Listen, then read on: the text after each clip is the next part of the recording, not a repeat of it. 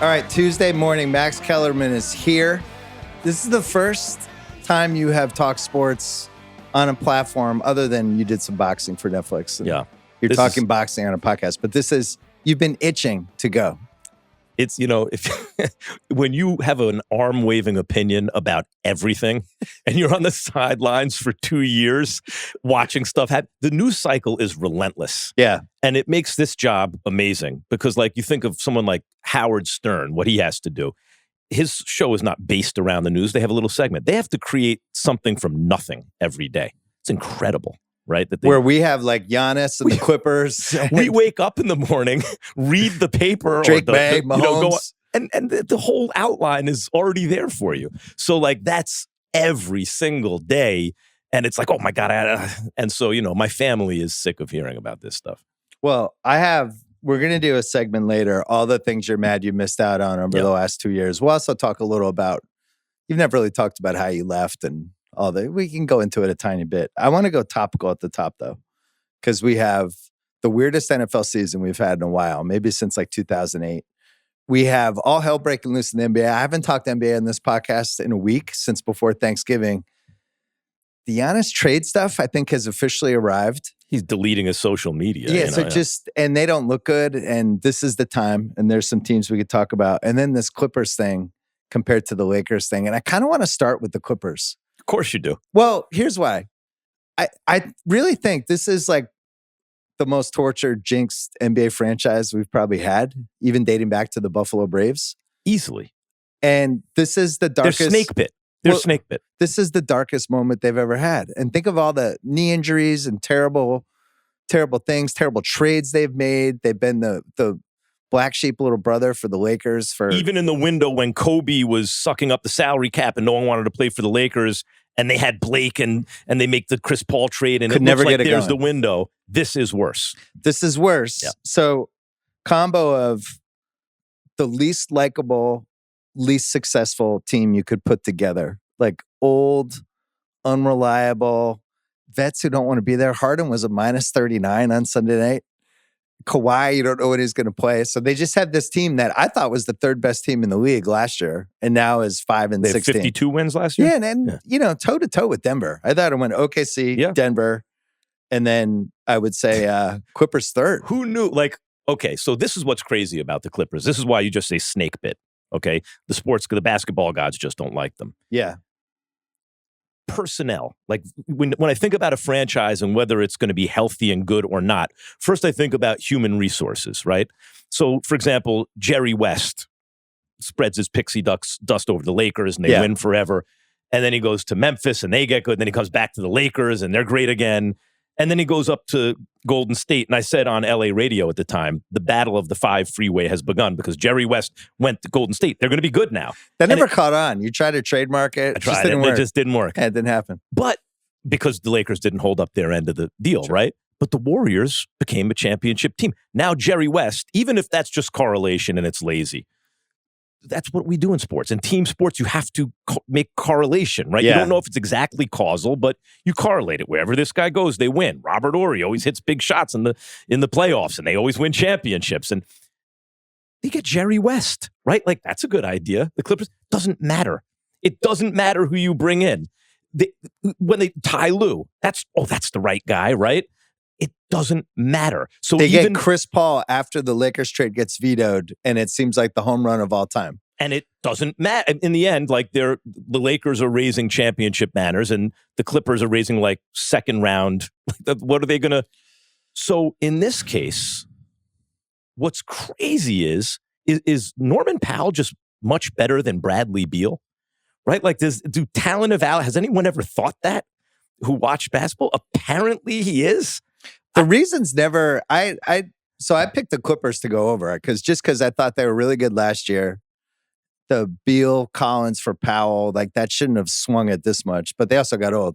But at the Powell thing, it was he had an extension coming, and it seemed like they were afraid to pay him because they were trying to keep all this cap space for 3 years from now. But he was the third best guy on the team. Was he a second round pick? No, they got him he might have been at Toronto. But I think he went in the second round. And I think guys like that, there's this there's an unwillingness to believe that they actually, like, everyone couldn't have been that wrong, right? I don't know. Bradley Beal's on Phoenix. They're really bad. He's no longer on Phoenix, but the new team he's on is really bad. Norman Powell's on the Clippers. They're really good, and they play defense and everything, by the way. Yeah. He's no longer there. They're really bad. Miami is kind of good. And Miami loves him. So sometimes... And by the way, the Clipper fans loved him. He was a guy that he would come in, he'd make 2 shots, and you could feel a buzz in the arena, and he just was different than these Harden Leonard guys they have. I think some of it is when I watch them, and I'm kicking myself that I thought they were going to be as good because they're old. But the personality of the team, like, it's just like this quiet team. Like, watching them in Miami last night, that was when Harden had the -39 last night. Right. It was one of those games where it's like, this is going to be a loss. Like, they've probably flew into Miami the night before. Miami's Powell's going to be fired up.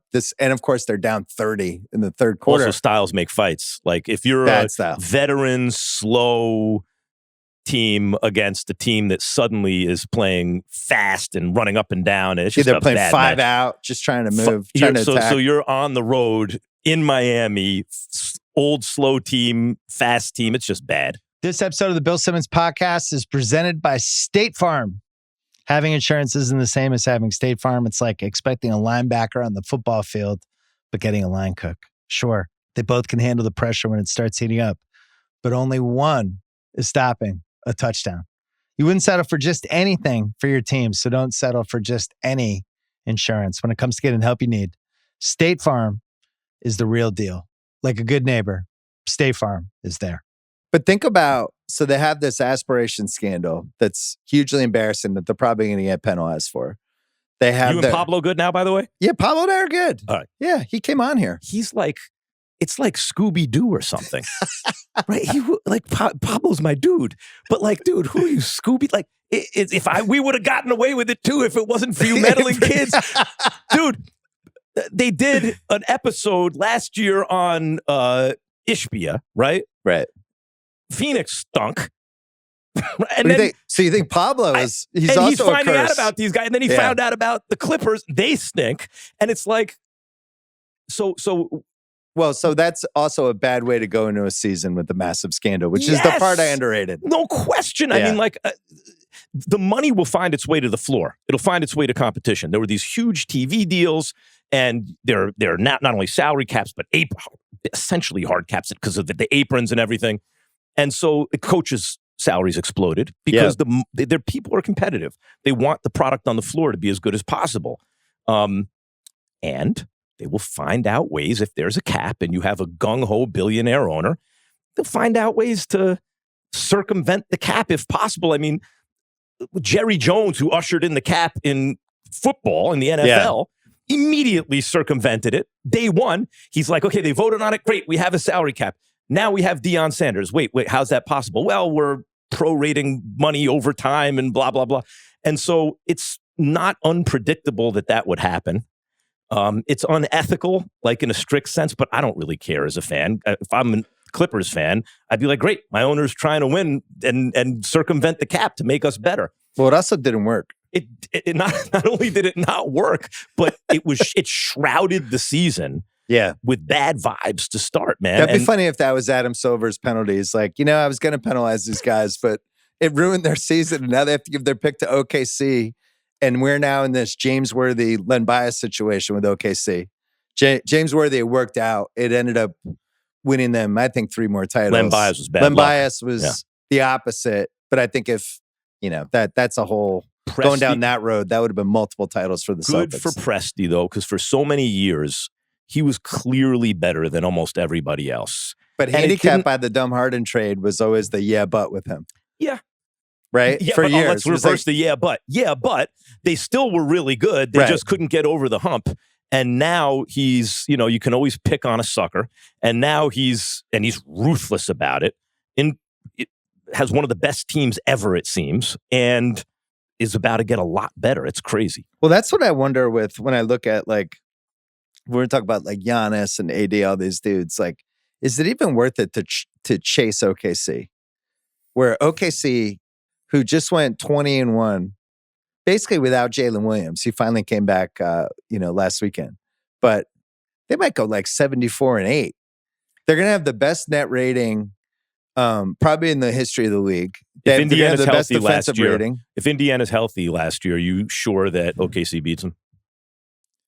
It's an interesting question about that game 7, because the thing with OKC, I always worry about these young teams when the pressure gets super hot, what's going to happen? And Indiana came out, was throwing haymakers. Even like, what was it, tied at halftime, even after Halliburton left? But it's crazy. And he was clutch. And Rich Paul was telling me at the time. Your future partner at the Ringer. Yes, like any moment now. Yeah. He was telling me at the time, because I was like, Rich, this isn't that hard. Look at the point differential. They're squashing the league. Like, and the question was, it was them or the Cavs? And I'm like, it's OKC. It was the Celtics argument the year before. Yeah, it's same. like, at some point, you got to trust the math. They're winning by 11 points a game. They're should continue. They're crushing everyone. And his point was, but they play in OKC. You got to take some points off.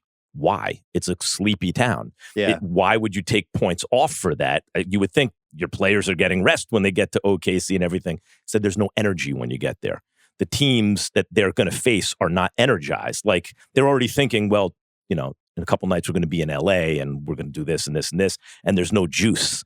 Is this going to be part of the behind the curtain when you have the pod with Rich? He's going to take us behind the scenes of the mentality of NBA road trips. He can't. Whereas help like it. Miami is the opposite. He can't help it. If you talk to Rich Paul for long enough, you will hear something super interesting based on his experience, like information that other people don't have, and from a very educated point of view that you have never heard before. You'll hear something new. Like, I hadn't heard that really. But watching the playoffs, Indiana, who was a team that kind of played the most like themselves, I thought, through the playoffs. And had a little bit of a horseshoe. No question. But in a good way. No question. They had a way of good things were happening to them at the right times of games or series. Yeah. They seemed charmed. But that OKC team, I don't know. I'm not 100% convinced that they win the whole thing if Halliburton's in that game. I don't know. Well, it turns out Jalen Williams was playing hurt the whole playoffs. Yeah. They didn't even tell us. Because he was kind of a little more inconsistent than he usually was. But when your best player isn't on the floor, and it's still close. The other interesting thing, you brought up the Celtics and then OKC, and I wonder if this is going to be true going forward. They both had super tall players playing real minutes who were actually really good. Right. Like Kristaps Porzingis, when the Celtics acquired, we're giving up our identity, Marcus Smart. I'm like, are you kidding? You got a 7-foot million guy who can actually play, who's joining this team now. If he's healthy, it's a wrap. And they had Horford, and they had Cornette, and Tatum, who's one of the top 15 rebounders in the league, on top of all the other stuff. How are you going to beat him? And the answer was you couldn't. And then the same thing last year with Chet. It was like, so that was one of my arguments with Rich when I thought OKC would win. I'm like, they're crushing everyone. They're about to get some version of Wemby on the team, right? Like, this guy's going to come on. And I wonder if that's something that championship teams are going to need going forward. It's only 2 years. It's not a pattern yet, right? Well, we haven't had this in a while where there's a team. I mean, maybe since the 2017 Warriors, where there's a team was like, whoa, those guys are up here. Like, is it even? Remember that year, teams were a little afraid to chase them. Until Durant left, and then all hell broke loose in the next summer. But if the Spurs get Giannis, so let's talk about it, because I had some Giannis stuff. I guess we don't need to talk about the Clippers, as depressing as it is. I mean, no, it's just there's no outs, and they don't have their pick, and you're just in a tight spot. Did you like the trade when it happened? Hold on. Which trade are we talking about? Kawhi and Paul George, basically. No, for everything? I didn't like. Well, I understood the logic. I don't think I would have done it, but I understood the logic because it seemed like it was a package deal.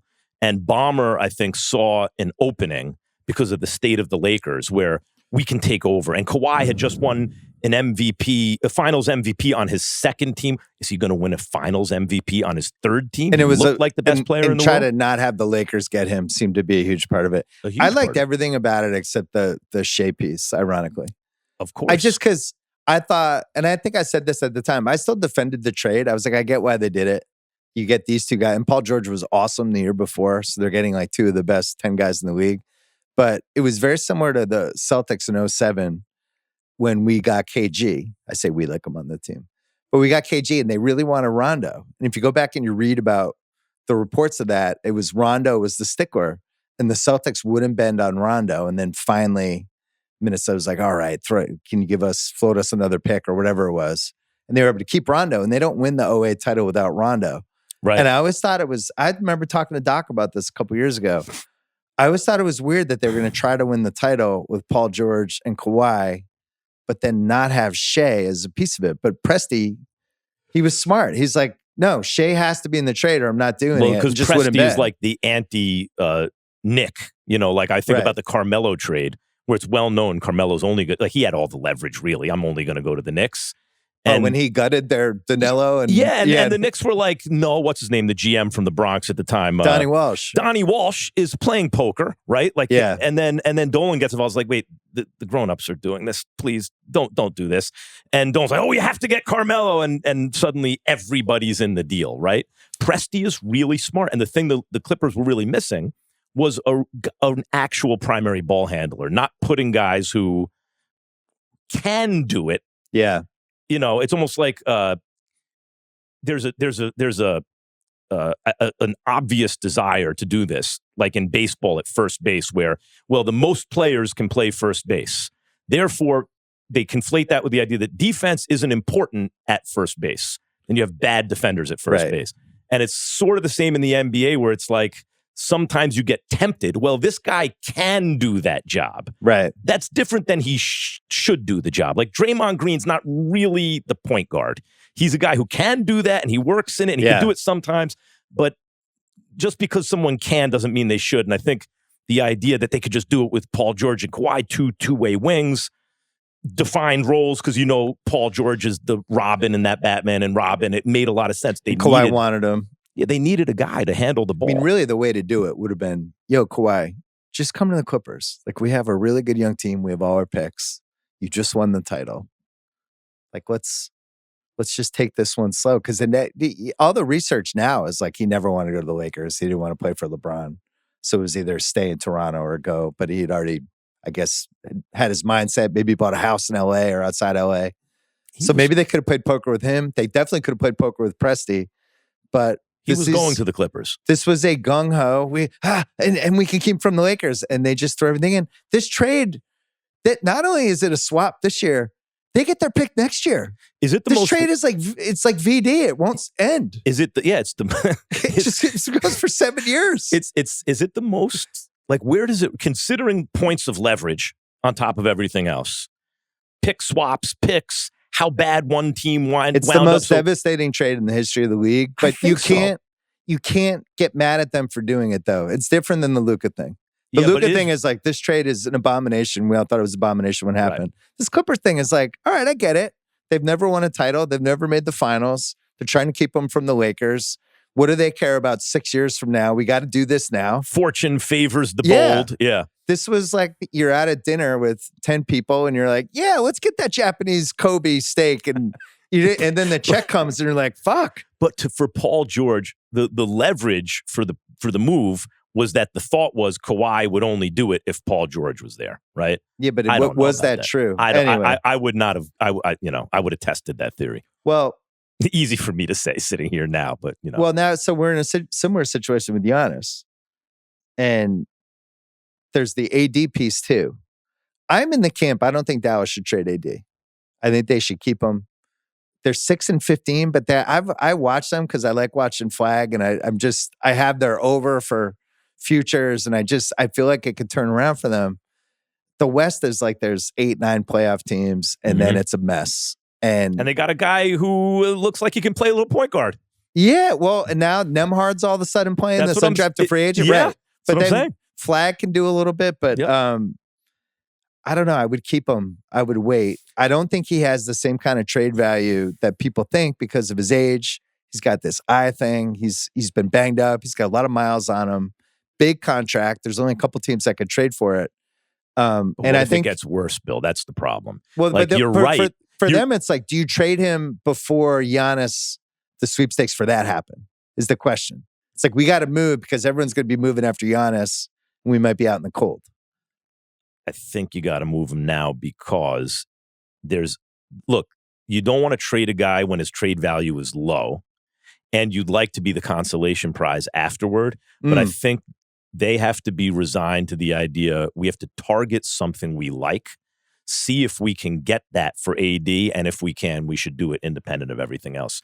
Because there is the risk that AD makes a recovery to the point where he's still playing his normal 65 games a year at a certain level. But there's also a risk that given the physical stuff, given his age, 30, that it gets it's going to be 33 soon. That it gets worse. So 32 and 13 last night. Yeah, because he's great, he really is. But I think you got to just, it's almost like a draft where you say, I like that guy. Oh, you reached for him, but we liked that guy. And they got to figure out something they like and see if they can't get it for him. And if they can, you pull the trigger, I think. Were you in the camp of, I can't believe this guy made NBA 75 when that happened? Let's not forget that, you mean AD? Yeah.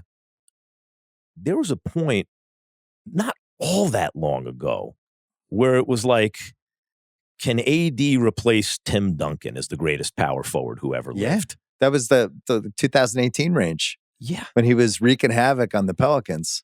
He was so good. And this was before this new wave of the super talls who can play defense and do everything. And maybe it's not fair to KG, but AD was the one I'm like, he's guarding the pick and roll, one guy. And he could just destroy.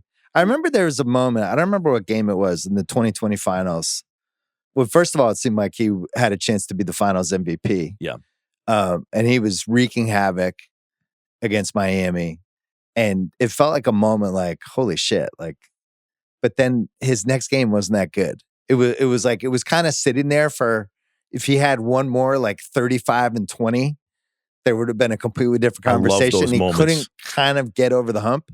I love those moments. Whereas Shaq in 2000 was like, I'm here, guys. Those are so interesting to me, those moments of shifting perception based on this one moment, right? I think about... Well, boxing's the king of that. Mike Tyson, the night he fought Franz Botha, knocked him out with one shot in the fifth round. Yeah. But the interesting thing to me, even though he'd already lost to Holyfield, the interesting thing to me is before that fight, I remember thinking the public would have bet Mike Tyson into the favorite, no matter who he fought in the history of boxing. Yeah. Right or wrong, they would have bet him that way. And after that fight, he'd have been the underdog for the first time ever. Right? So that Botha fight, you can laugh because who's the... But the entire perception of Mike Tyson completely changed. I even think of, because you geek out on stuff like this, as I do, Bobby Mercer way back in the day, who was supposed to be the next Mickey Mantle. Traded for Bobby Bonds. Eventually, which was a good trade for the Yankees. And then Bonds was traded for Mickey Rivers and Ed Figueroa. But Bobby Mercer, if you looked at the trajectory of his career in a depressed offensive era, hadn't really ruled himself out of that yet.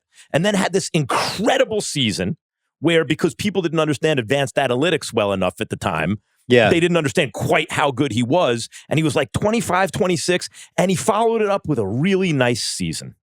But it wasn't like the season before. And at that moment, people realized, okay, this guy is what he is. He's a sometime all-star. He's not going to be one of the greatest players ever. Those single seasons or single games or single moments that completely reshape the way we think about a guy are so interesting to me. Think the flip and I agree side. with you about AD. You could pinpoint that moment and go, it was cresting and no. Flip side, Eli. Yep. Who made the semifinalist for the Hall of Fame again, basically based off a couple games. Well, and if either of those Giants games against the Pats don't go, you're a Giants fan, I'm going right in your wheelhouse now. But basically, if Harrison just knocks the ball off Tyree's helmet, or they call one of the 5 holds on the play, they don't win that one. That's right. And then he makes a great play to Manningham. Or if they just whistle the play dead because he had 5 guys on him and the play was kind of over. But it's those two. Now, the Giants fans I know, and I'm sure you're in that camp, is Eli had some huge road wins. He went into Lambeau. Here's the thing about it. I'll make the Hall of Fame case for Eli. I think the answer is yes for Eli. And I'll start by saying he was an Iron Man, which is the durability thing is the first thing hugely important at that position. You never had to worry. He had more responsibility in his offense than anyone but Peyton or Tom Brady. Yeah. Right? He had a huge amount of responsibility. He's playing in an outdoor, windy kind of environment. Like his stats probably would have been a little better somewhere else. I think that's the most fair point for the Eli defenders is compare him to Breeze, who get to play in the Superdome for 100 years. Right. Flip them. And it's not, and Breeze is more accurate and all that stuff. But then here it is. In terms of clutch. So Nate Silver, I don't know if you remember this article. It came out 5 years ago. But Nate Silver wanted to see who was the most clutch quarterback ever. Right. So it wasn't Tom Brady who came back from 28 to 3. This is before Tom Brady did that, actually. It's how Tom Brady kept going. But so he goes back and he wants to see what's their baseline that they achieve, the kind of level that they play at normally. And what do they play at in the playoffs? And then you see the difference there. And a little unfair because Eli's base is lower than others, right? So he has more room to go up. The 2 postseasons where he goes 4-0. Dude, he came out so far ahead of everybody else, whoever lived, that Nate redid the methodology because he's like, come on, Eli can't be this kind of an outlier above Joe Montana and everybody. Let's get all the Trent Dilfers out. Yeah. And I'm going to redo the methodology and see who comes out number 1. And so when he redid it, it was close. Eli Manning 1, Joe Montana 2. So that, right. And that was because when you think it's not just the Super Bowls, he went on the road. He beat Brett Favre and Aaron Rodgers at Lambeau in those 2, right? Like he had tough matchups on the road for 2 playoff series and he won 2 Super Bowls. You're right. He also had a little bit of a horseshoe in a good way, much like the Pacers last year. 100%. There were a couple moments where it's like, wow.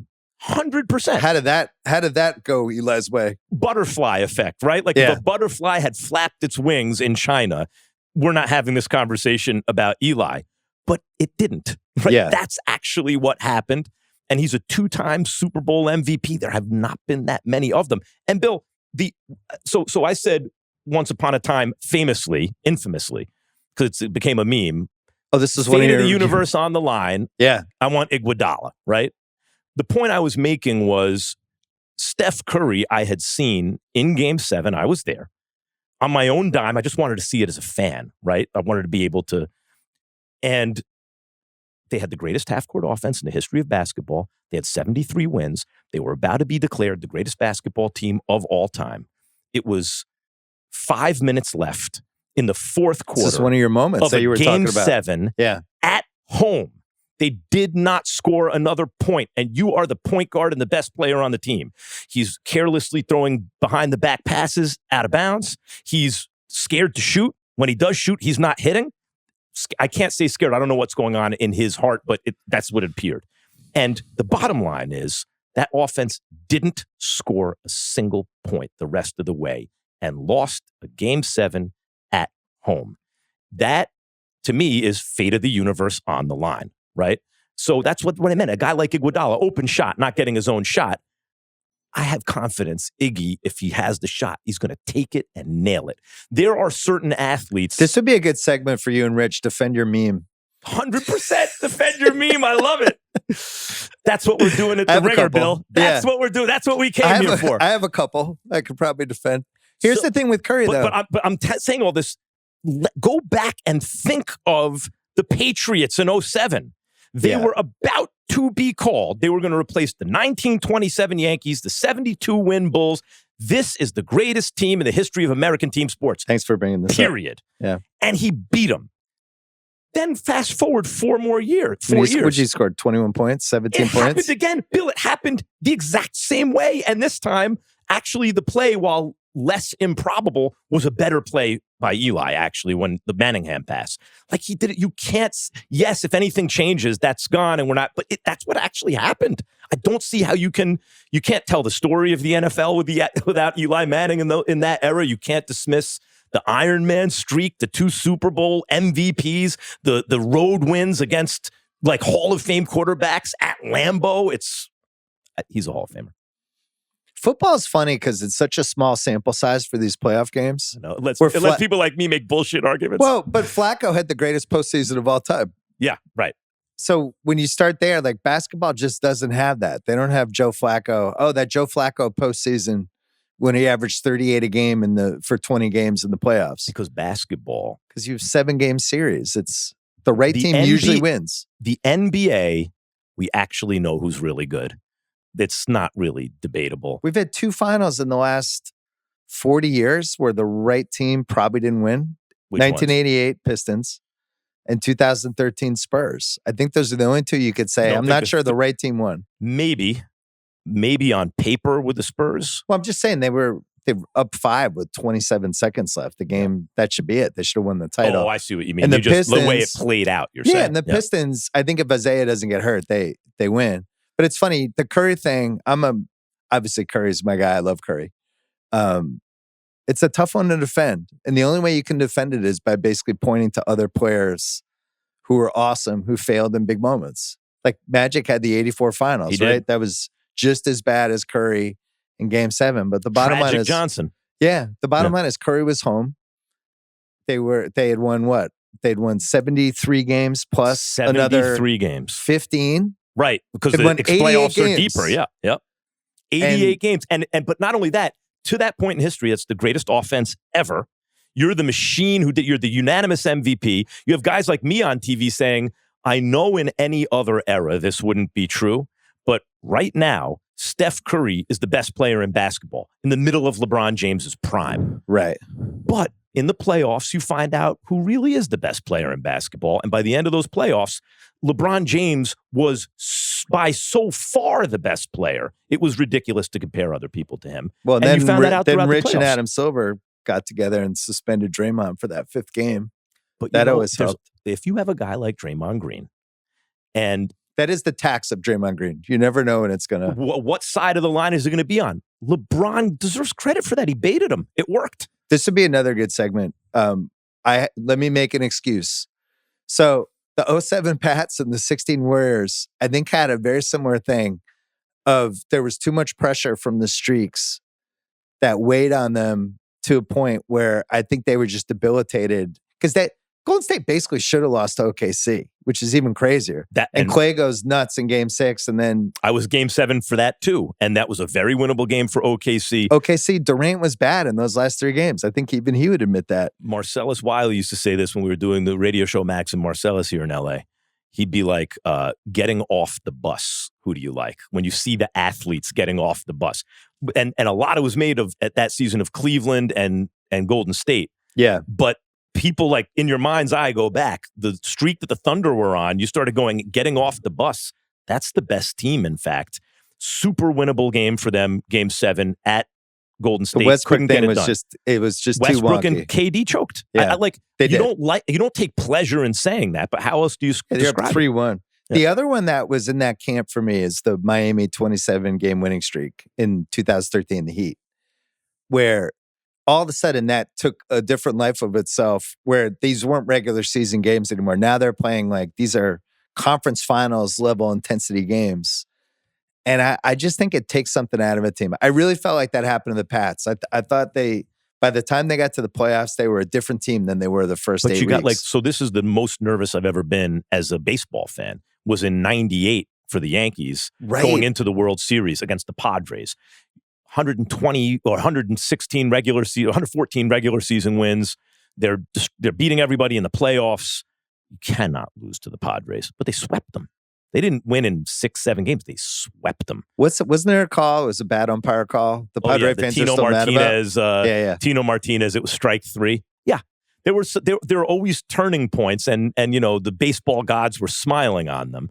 But like there were also times in those playoffs against Cleveland, El Duque, against like one of the greatest lineups ever, comes in and shuts them down for 7 innings. I think it's fair to say when you're one of the greatest teams of all time, or you're in that conversation, part of what you're being tested on is, can you be that same team when it matters most? Right. And I think a lot of that Warriors failed the test in 16. I think it comes a lot from the leader. I think that your team has to believe that your guy is the best guy. But Steph atoned for that in 22. He did. But that's the thing. Just 22, like Magic atoned for it in 85, 87, 88. But Steph deserves all the credit in the world for being the kind of player that you can build a system around that is just wins all these championships. Yeah. But he was only ever the best player on a championship team, no excuses, in 22. Well, right? But LeBron had a couple too. I mean, 09 and 10 and 11, 09, he was great. Yep. 10, he was not. And 11 was just an abject disaster and is probably the thing that hurts his GOAT case the most. But LeBron James was frequently the best player in the finals. True. And sometimes 16 won it back. Sometimes he was the best player in the finals and they won the championship. Yeah. Sometimes he was the best player in the finals and they didn't win the championship, but he was frequently the best player in the finals and oftentimes the best player on a championship team. Steph, in my view, has done that once. I know you can say 15, but come on. LeBron's second best player is Matthew Dellavedova. It still goes 6 games. Steph when was Kyrie hurt in and 16. Kevin Love. Yeah, hurt. he was but he wasn't. He was on the floor. Defend your meme is funny. Let's take a break, and then I want to talk Giannis trades quick. The Bill Simmons podcast is brought to you by FanDuel. This NBA season is all about the boost because game days means your chance to boost your bet, make every play pay off. Right now, all customers get a 50% same game parlay and parlay profit boost. Oh, yeah. So, like, for instance, by the time you hear this, Knicks Celtics would not have happened yet, but I'd like the Celtics at home tonight. I think the crowd's going to show up, but you could do that. You could ride some of the teams that have been playing really well lately. Like, it feels like Orlando's been coming on. On the flip side, the Clippers are an absolute train wreck. Maybe go against them. The games never stop. With FanDuel, you've got more ways than ever to make every win even bigger. So lock in your bets, boost your odds, make every night count with FanDuel, official sports betting partner of the NBA. You must be 21 plus, present in select states, or 18 plus and present in D.C., Kentucky, or Wyoming. Opt-in required bonus issued as non-withdrawable profit boost tokens. Restrictions apply, including any token expiration, max wager amount. See terms at sportsbook.fanduel.com. Gambling problem, call 1-800-GAMBLER or visit rg-help.com. Call 888-789-7777 or visit ccpg.org/chat in Connecticut. This episode is brought to you by Uber Eats. Every football season, the same thing happens. The game somehow makes everybody really hungry. Quarterback scrambles, clearly a sign for breakfast burritos. Yeah. Turnover, suddenly dessert at 2 p.m. doesn't sound so crazy. Wing formations, well, those can only mean buffalo wings, as if they're ever not in play. Even the goalposts start looking suspiciously like French fries. It's almost like football is sending the message to eat more food.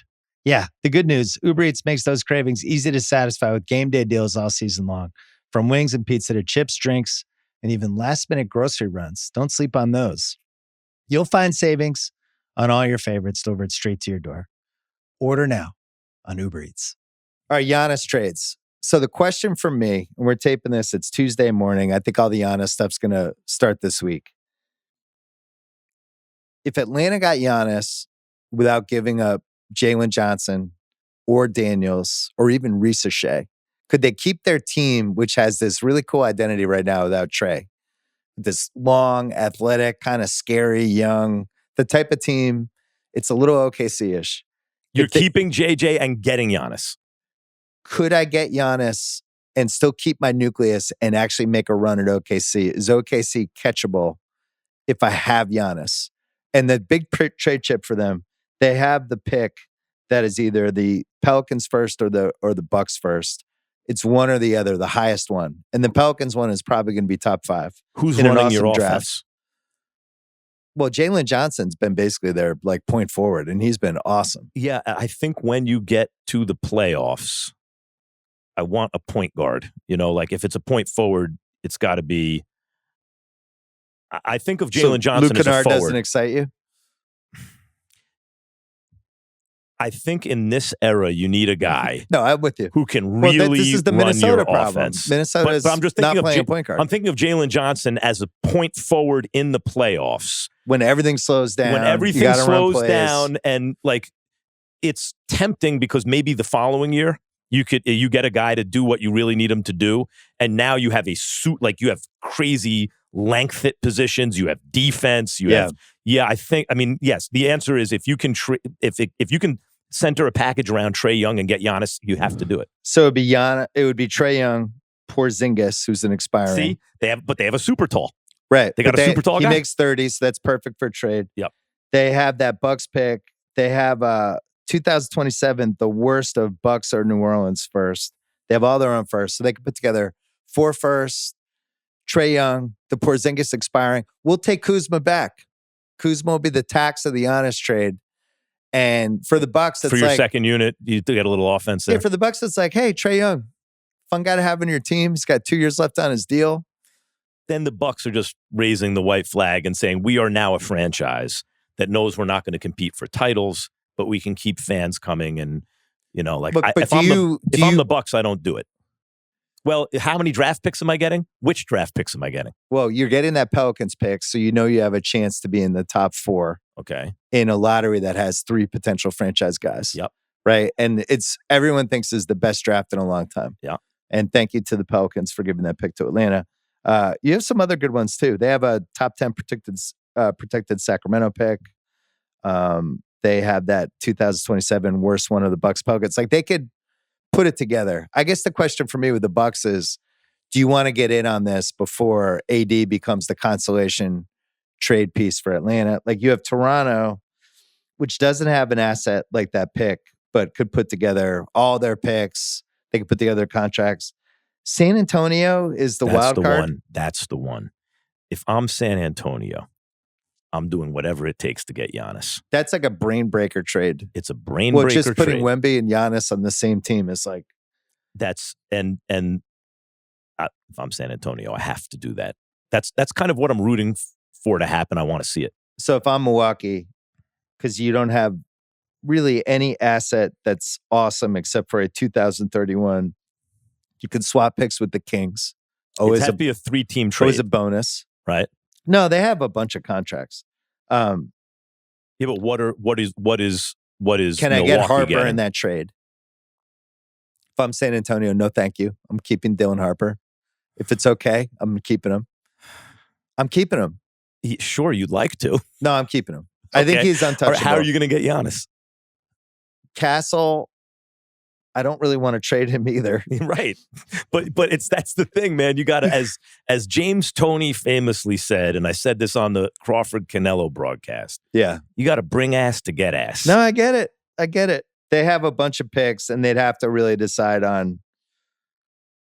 Harper to me is untouchable. Castle, I should also be untouchable, but I have to give up something to get something. I have to give you at least one awesome asset. Right. Your fans can say, well, at least we got that. And draft picks. And a bunch of draft picks. Yeah. Chicago really just has the draft picks. Detroit, Duran's not going to be in the trade. He's untouchable. The Knicks, they can't really do anything. No, the Knicks would have, unless they have the Giannis is better than Cat. Giannis is better than Cat. You're giving up a bunch of shooting there. But you can't package guys together and it's too complicated. Yeah, right. The Knicks trade that's not as complicated is LeBron. AD for Towns. Oh, I think the Knicks trade that makes all the sense in the world for both parties. Don't do this. Yeah, OG for LeBron. Well, that can't happen though because the contracts have to match perfectly. That's the problem in this apron. They would have to trade Towns for LeBron. Is the only way contractually they could do. They don't have any other piece that could match up with the numbers? Once you start adding things with this apron, you can't do it. So they could do 1-for-1s. So they could trade Towns for AD right now. The thing about LeBron, and I think I would do that too. The thing about... I have Knicks fans in my life who are like, I like Towns. No thanks. I don't want to deal with AD's understand. injuries. Me too. And Towns spaces the floor for a big in an absurd way. He's never become the defender in space that it looked like he'd be out of college. But if LeBron could be... Think of him like super Draymond Green on offense for the Knicks. He becomes the pick and roll partner for Jalen Brunson. And you can play 5 out with him. And even if Mitchell Robinson's in, it's going to be 41. But right, that's true. But for high leverage moments, if you can keep him healthy and he's doing much less, if he's really the power forward. Well, you're describing 2024 Olympics, LeBron. Yes. This is like, we don't need all of you, but we need your brain. We need your Swiss Army knife. You can play every position. He'll get to a spot to shoot the 3, right? Like, and with 5 minutes left in a huge game. Play defense. I love having you out there. Yeah, play defense with 5 minutes left in a huge game, by the way. Yeah. Which he can still do in spurts. The problem with the Knicks is they will never win a championship when their best player is 6 feet tall.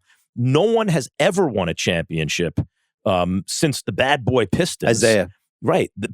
Isaiah was the last one to do it, who wasn't at least 6'3". I mean, the basket's Shea is way like up in 6'3.5".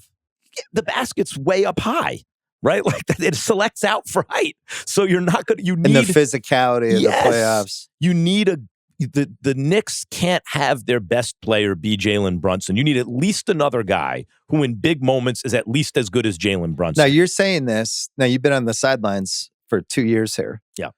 This is the best Knicks team of your lifetime? Close? Best starting five of my lifetime. Okay. Easily. There's never been a Knicks starting five. And I don't mean just like add up all the talent, maybe even then.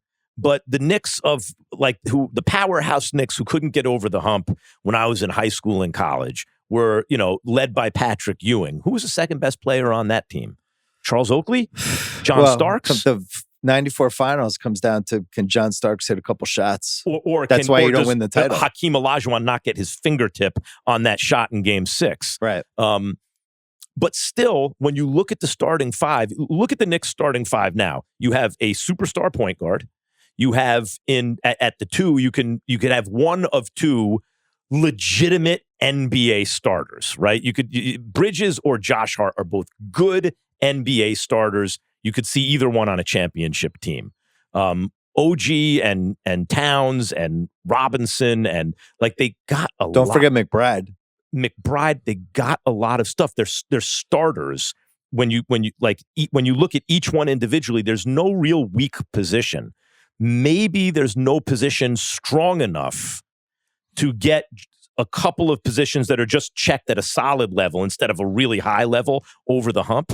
But there's no real weakness in the starting five where you say that guy really, they're kind of hiding that guy. That guy's starting because they have a great Hart's superstar. Probably the closest because that hurt them in the playoffs last year. Unless you watch him every day. And no, then I know, go, but in the playoffs, all of a sudden he became. If Josh Hart shot a little bit better, right? Well, if he shot a little bit better. The question for me is, I'm trying to win the title, right? Are you? Yep. If I'm the Knicks, am I trying to make the finals or am I trying to win the title? Win the title. My team doesn't match up with OKC. I don't. Unless someone plays traffic cop with OKC, you never know what could happen. 70 guys to throw at Brunson. Right. For 7 games over 2 weeks. But if it's a fucking gauntlet. And that's why I don't know if I Brunson feel like and LeBron, though? Well, LeBron is interesting and AD, I think, is interesting too for them because it just gives them a little more reliable size, rebounding, like the possibility of somebody going off in a. And how you getting AD? It would have to be Towns. Right. Then you're giving up a lot of shooting.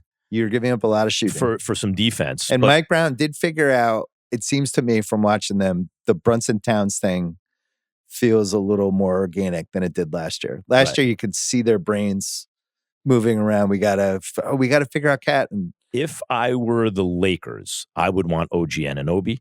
And if I were the Knicks, I would want him instead of Cat to be in that deal.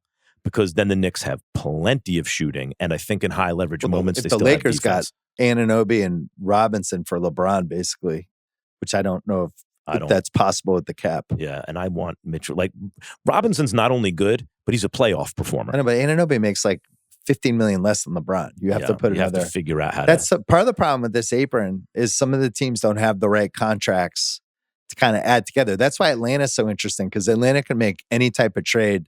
And I really like their team. Like when you think like, I don't know what they're going to get from Porzingis. It just seems like he's going to be plagued by this mystery virus he had for the rest of his career. He played 1 game. Now he's gone again.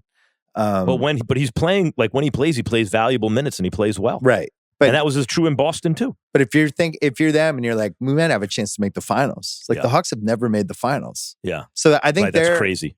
I think their motivations are maybe a tiny bit different than the Knicks, where the Knicks are like, we have to actually win the title. Making the finals is fun, but that doesn't ultimately really, the title is what matters. You haven't won since 73. Who are you telling? I was born in August of that year. That occurred in January. January. I've not had a breath since the Knicks. Like the Knicks have never won a championship in my lifetime. So would you rather? I leaned on your theory about when a fan is allowed to jettison a team in order to come and broadcast in LA and root for the Lakers. I leaned on the Bill Simmons theory. Did it work? Yeah. I was able to actually get behind the Lakers because I'd put my time in with the team. I tried, and then really the final straw for me with the Knicks. Sports bigamist then. Yeah. The final straw for me with the Knicks was when Oakley got escorted from the Garden. Like, could you imagine Paul O'Neill getting kicked out of Yankee Stadium? Yeah. Right? Like, I would stand online. We'd have season tickets. I would stand online overnight at around the Garden with my brother to get Knicks tickets, right? In the freezing cold. You had to stand, like, you had to get there. If you didn't get there, they went on sale, whatever it was, 9 a.m., let's say. You had to get there, the night before and just wait all night because the line wrapped around the block. And I did that because of guys like Charles Oakley. They made you proud to be Oakley made you proud to be a Knicks fan. And you get that, and you escort that guy from the Garden. Why? Because he doesn't like you as an owner? Come on, man. So you're back with the Knicks? I'm trying to keep track. This is like, you're like J-Lo and Ben Affleck. I don't know what's going on. Right. You guys together? When you leave the team, right? Of course, a part of you is, I'm interested in watching them. I want them to do well. I don't think that this iteration of the Knicks can win a championship. It is funny that we can divorce human beings, but not teams. It somehow is more violating to people in your life that you would get rid of a team. I remember Fantasy was doing this for The Ringer. He was like, I'm done with the Knicks. And he really tried, and he tried to like be like a basketball widow, and I used to have the DNA is still there. In New York radio, I did the Max Kellerman show like 20 years ago for ESPN radio, and I used to have the abused Knicks fan hotline, right? Like, because like they can't, but yes, they can still hurt you because you always run back, and that's really the reason the Knicks. And I can't criticize the current regime that Dolan has in place because they've done an excellent job. There's no two ways about it. The Brunson thing was amazing. Amazing. I don't know how legal that whole thing was either. And the whole Nova thing, it works. Yeah. But you had to make the trade for Towns. It was a shame to get rid of DiVincenzo, right? Like, but you have to pull the trigger on that. It was the right trade. It was the right trade. And now Randall's not. He gave up pot. He looks like the quickest he's ever looked in his life. Randall could be a new trend. Randall is like, there are some players who are really, really good, and yet the real careful observers of them who root for the team that they're on don't think that they want them on the team. And Randall is kind of like that with the Knicks. Most Knicks fans were like, okay, that might be addition by subtraction because Randall's off. We had the junior version of that with Marcus Smart. It had just kind of run its course, but in the outside world, it's like Marcus Smart. It's heart of the team. It's like, we'll probably and they were drafted be okay. right next to each other. 7-8, I think. It's funny, those guys, when you have them and you're watching them day in, day out versus the general public.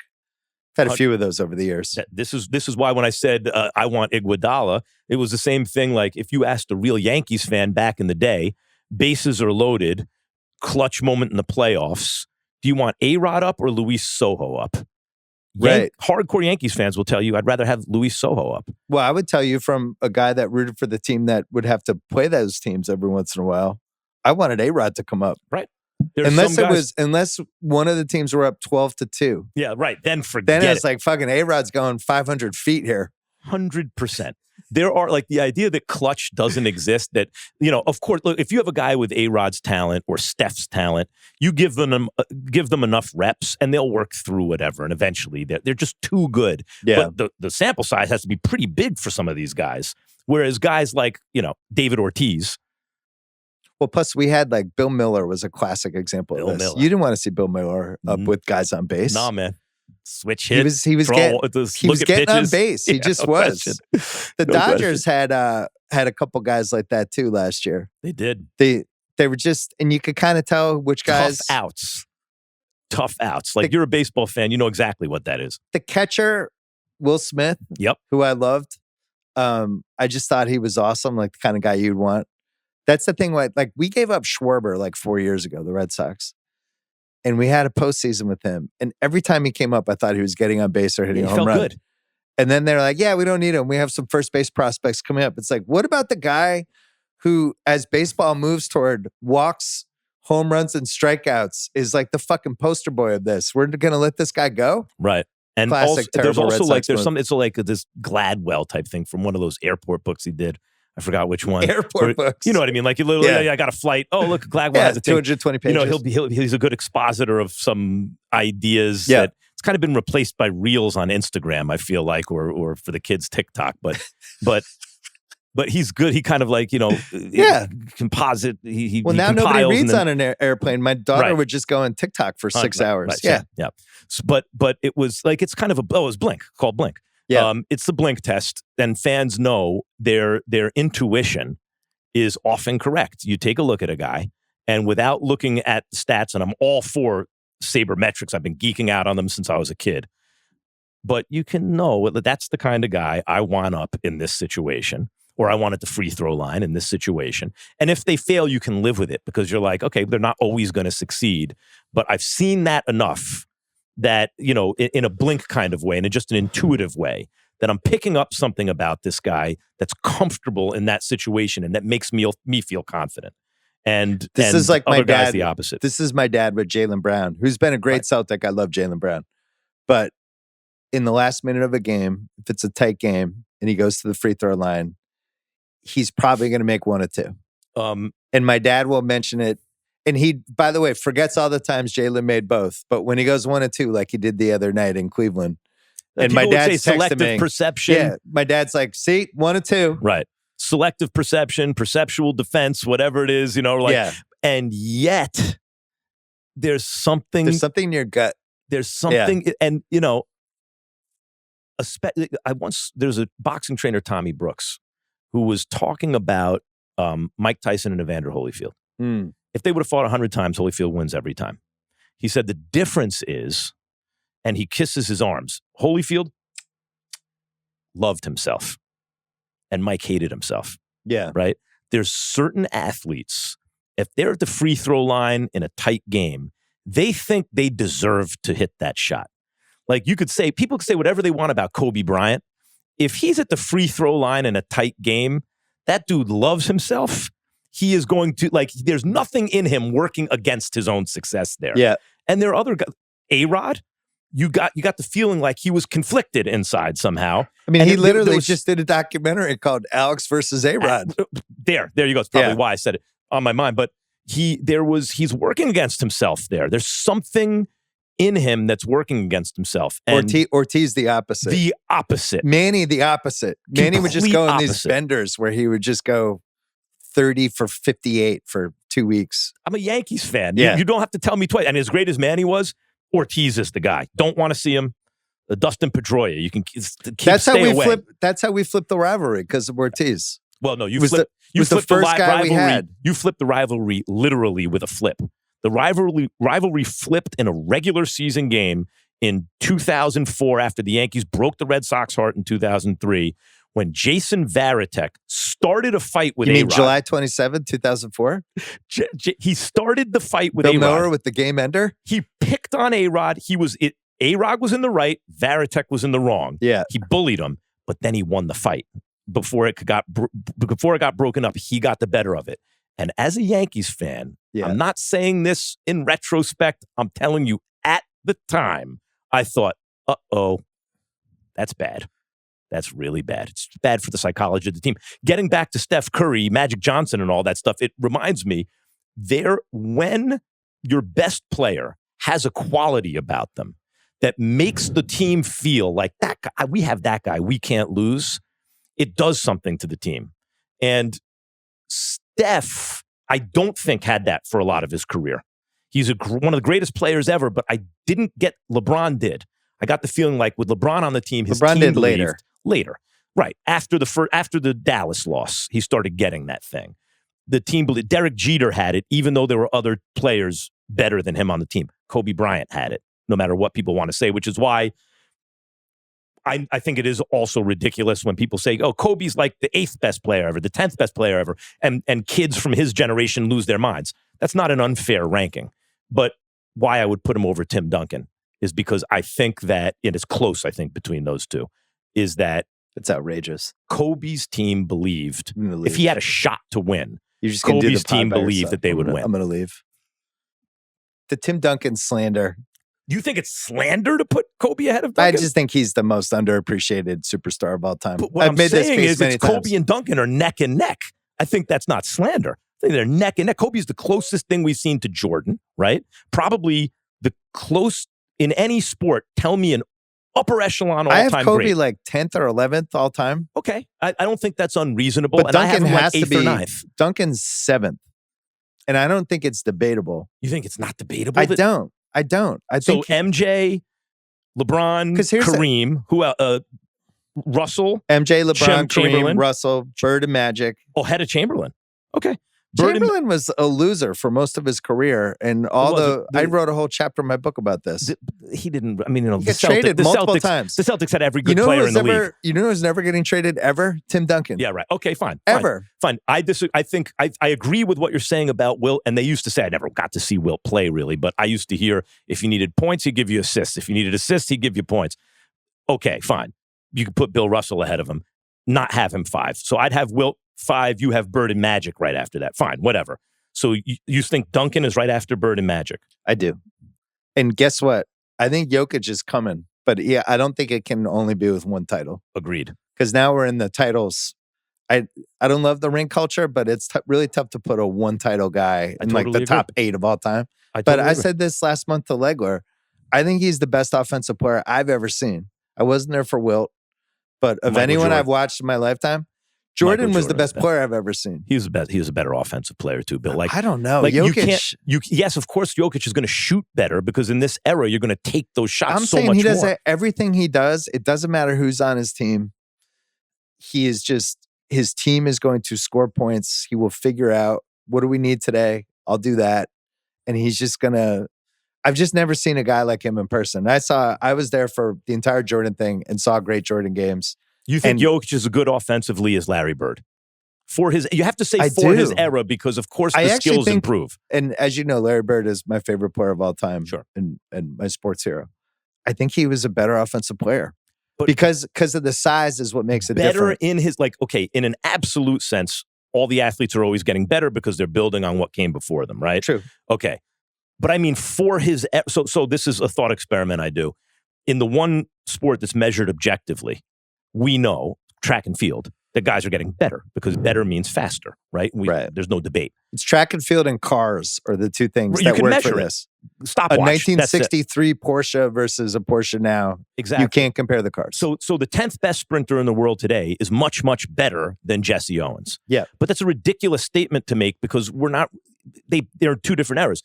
Who's the greater, right? This is the Bob Cousy argument. Sure. This is why I get mad when Cousy just gets cut out because it's like, oh, he played a million years ago. It's like, well, at that time, he was the most important basketball player we had until Russell showed up. Right. And he was the best guard of the first 15 years of the league. Like that has to matter a little bit. Absolutely.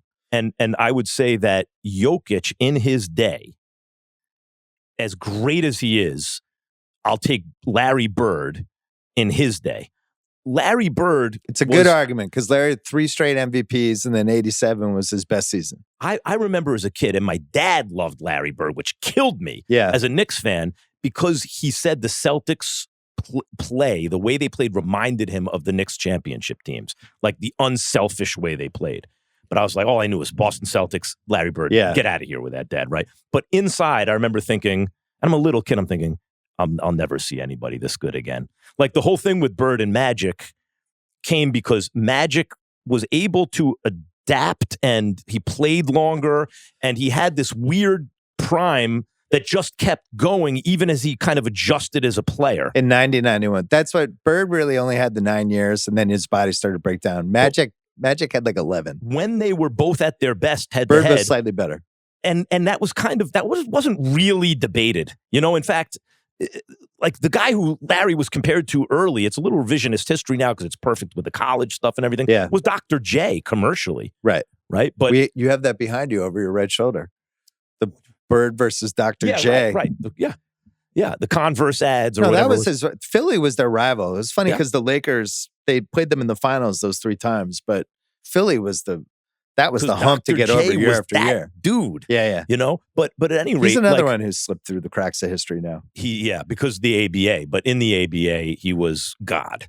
You know, I would say the first 6-7 years of NBA, in person, he was unbelievable to see in person with like his fucking Freddy Krueger going into the lane with one arm, all that shit. But Bird Nobody and Magic was like were that. like They were different. they were different. So that's why Yeah. I think Jokic is in that conversation with them because Yeah, he is. of what he does. He can completely change the identity of guys who, if they didn't play with him, would have had completely different careers. And But, that's a different list. The first time he had a shot at it, he has, if there's a guard on your team who's a B+, but in the playoffs he becomes an A+. Yeah. And I know Jokic wasn't quite in his prime yet, but you can't rise to that same level in that series. That's like LeBron against Dallas. But he It's a loses version of it. he loses 2 Murray playoff years. Because Murray gets hurt right before the playoffs. And as soon as he had a shot, and And they then get they Aaron win. Gordon, they get the right kind of third guy And and everything. honestly, last year, what he did against OKC was pretty amazing just to even drag that series to 7 games. And Gordon had a big piece of that too. But He's an incredible player, but I'm Jokic, but I'm with you. He's a guy who, like, one championship would make is like Aaron Rodgers. Aaron Rodgers just winning one Super Bowl, it ain't going to cut it in the all-time arguments because his talent suggests, like, wait, you're with Drew Brees and them? You're so much better than those guys, right? it's true. But this is why Curry's 22 is so important. So important because that's the first time he was the best player on Where either he did team it, in a championship. He pulled ever up. There's no way they win unless he goes crazy. For me, that put Curry in the top 10 ever conversation, regardless of position. So the thing with Jokic and Duncan and Bird and Magic is I think it's actually impossible not to win 50 games if you had those guys in their peak. Yep. And this is the part that things Kobe, who I've kind of come around, especially when I wrote my book versus what the 09-10 was so important for him, those last 2 titles. But those middle 3 years in the Lakers when it was like, all right, dude, now you have to carry us. The team's not that good. And they just weren't, even in 06, like when he drags them to 45 wins, there's no 45-win Tim Duncan season. So there are different ways to look at this. If I have nothing, I have garbage on my team, and I want to get my team as close as possible to winning a championship, LeBron James is the answer to that, right? I would throw Jokic in there too, though. Okay. But Jokic had that year after Murray. Before I can't remember if Aaron Gordon was on there or not, but you go back and you look at the roster he had. Yeah, not it's good. like, how is this a playoff contender? You can take my pick all time would be LeBron. If you have something, I think that's fair. If you have something on your team, my pick is Michael Jordan. Because every time Michael Jordan ever played with one other All-Star, except for when he came back for 20-something games, he won. He never didn't win the championship in under 7 games. I mean, he almost won in 90 before Pippen was Pippen. Right. By the way, and then they go to 7 games against the defending back-to-back champions. Pippen gets a migraine. And they still, like otherwise, maybe he wins, right? The point is with Kobe, not that, so he's more like Jordan. Give Kobe something to work with, and he's going to take you as far as you can go. I still with feel that like stuff. there was some behind the scenes stuff with him that had to sort itself out over the years with his personality. And there was too much written about what a tough teammate he was. It's the hardest thing to put into context with his career because his own coach was writing books about how impossible he was to coach, right? And then they hashed it out and they really figured out an unbelievable relationship over the second part of it. But that's still, you have to look at the first half of his career. You have to count that in at least a little bit. So Bill James once wrote about Carl Yastrzemski and Stan Musial, and showed all the ways they were similar. Musial on a higher level, right? Have there ever been 2 superstars where they're among the greatest players in the history of American team sports, both, and one of them was such a close replica of the other? Kobe is in terms of his size, his position, his game, his accomplishments, how effective he was. Well, he also studied Jordan and actually he also tried had to be emulate 6'6" and play shooting guard and have the same coach and everything. But you have the greatest play. I think Michael Jordan, to me, is clearly and by far the greatest athlete who ever lived. Like in his sport, the greatest athlete who ever lived. Everyone wanted to be like Mike, right? There were commercials. no one, like the next guy who came into the conversation who actually made it an argument had to do something different. It was LeBron, right? Yeah. He's like kind of the first postmodern player where he's like, I'm Magic and Michael. Kobe was the Dr. J. Yeah. Kobe was the only guy really with the guts to say, I'm going to, people misuse the word emulate all the time, right? They think it means imitate, but really it means imitate in a way that surpasses. Yeah. You're trying to surpass the original. Kobe had the guts to try to do the same thing the greatest of all time did, better than the greatest of all time did it. I don't think he got there, but he was basically Michael Jordan. He was like Michael Jordan minus a hair, right? But damn, that's good. That's so good. Well, and then he used some of the career advantages that his era had to try to beat him, which is what LeBron's doing too. Like Jordan basically, comes in 3 years in college. Age 35 is like 42 now. Yep. That's when he won the 98 title, right? It's like, oh my God, he's 35. And now, he can play 20 years. And that's Sure. why, like, even you look at the football, like why Rodgers, who seemed like he was done last year, it's like, maybe he's not done. Like, who knows with all the shit we have. And now you watch him like, oh yeah, he's done. Yeah, he's not. He But you have hasn't to at been. least keep the door open for him not being done. He hasn't been great in like 3 or 4 years. We got to take another break. We didn't really solve the Giannis trade thing. I think the reason I think it will be the Spurs if he's traded is because the opportunity is there that But you're going is to the West. irresistible. It's irresistible. If I'm trying to win titles or make finals, I'm doing the way LeBron thought about the decade in the 2010s. Like, I'm staying in the East. I have a much better chance. I don't have to see OKC. I don't have to see Denver. Wemby, I don't have to see Houston. where would they rank if Wemby turns into what we think he might? If he turns in, take the median Can kind of Wemby like play range. like 2 months straight? That's the problem. He's gigantic in a way that you just don't know about his health. But Giannis and Wemby together It would be amazing. and maybe like the greatest pair ever. They have a chance. Easier to make the finals if he can pull off Atlanta and not. Detroit would be the other one, but if I'm Detroit, I'm just not doing anything crazy. I really like my team. I'm not winning the title this year. We talked, Zach and I were talking, we did a pod a couple weeks ago, and I used to have what would Belichick do as the mantra back when Belichick was throwing 100 miles an hour and like just knew the roster and when to get rid of guys. And now it's what would Presti do? And you have to look at these NBA teams and be like, all right, if Presti ran Detroit, what would he do? And he'd be like, he wouldn't trade for Anthony Davis. That's not happening. Huh? Markkanen? I don't think he'd do anything. I think he'd look at it and go, let's have an awesome year. OKC's probably going to win anyway. Let's go into the summer and really figure out what to do. This was like with the Celtics. I remember talking about it at the time. They lost again in the playoffs, and it was like, given the age of Tatum and Brown, let's say, and I said at the time, now they won the very next season, right. But I said, let's say over the next 3 years, they make the conference finals twice, the finals once, and they don't win anything. You're basically OKC in the early 2010s. Well, by then, your two best players are 29 and 28. Yeah. And they may win 4 championships still. Like, everyone's in such a rush. If you have a nucleus you believe in, let it bake a little bit. Give it some time. 30-team league. All right. This segment is called Topics Max is Mad He Missed Out On. Yeah. Then we should mention you were on ESPN for a while. Mm-hmm. You got bought out. Mm-hmm. As part of the buyout. This also happened to Zach. This has happened to a bunch of people. It happened to me, sort of, where my last 5 months when I was there, when they weren't going to renew my contract, and it was kind of a staring contest. And I was like, fine, I'll figure out the ringer. I'll take this time. They didn't buy me out, by the way. I just wrote out my contract. Right. You wrote it out. Yeah. So but you didn't get to work. No. You missed out on some topics. Yeah. I asked you to send me a list. Mm-hmm. I'll go through them quick. Or you can stop me whenever you want. Number one, Hal Steinbrenner is too poor to own the Yankees. Yeah, You've been itching for 2 years to talk about this. I think Hal is doing. I think he cares. I think he's a good owner. Like, his intentions are good, but he's worth a couple $2 billion in a sports environment now where the richest owners are worth 10 times that, and so he's running it like a business that he needs to profit from. Not just where he enjoys the increase in the equity, but he wants to see a profit, right?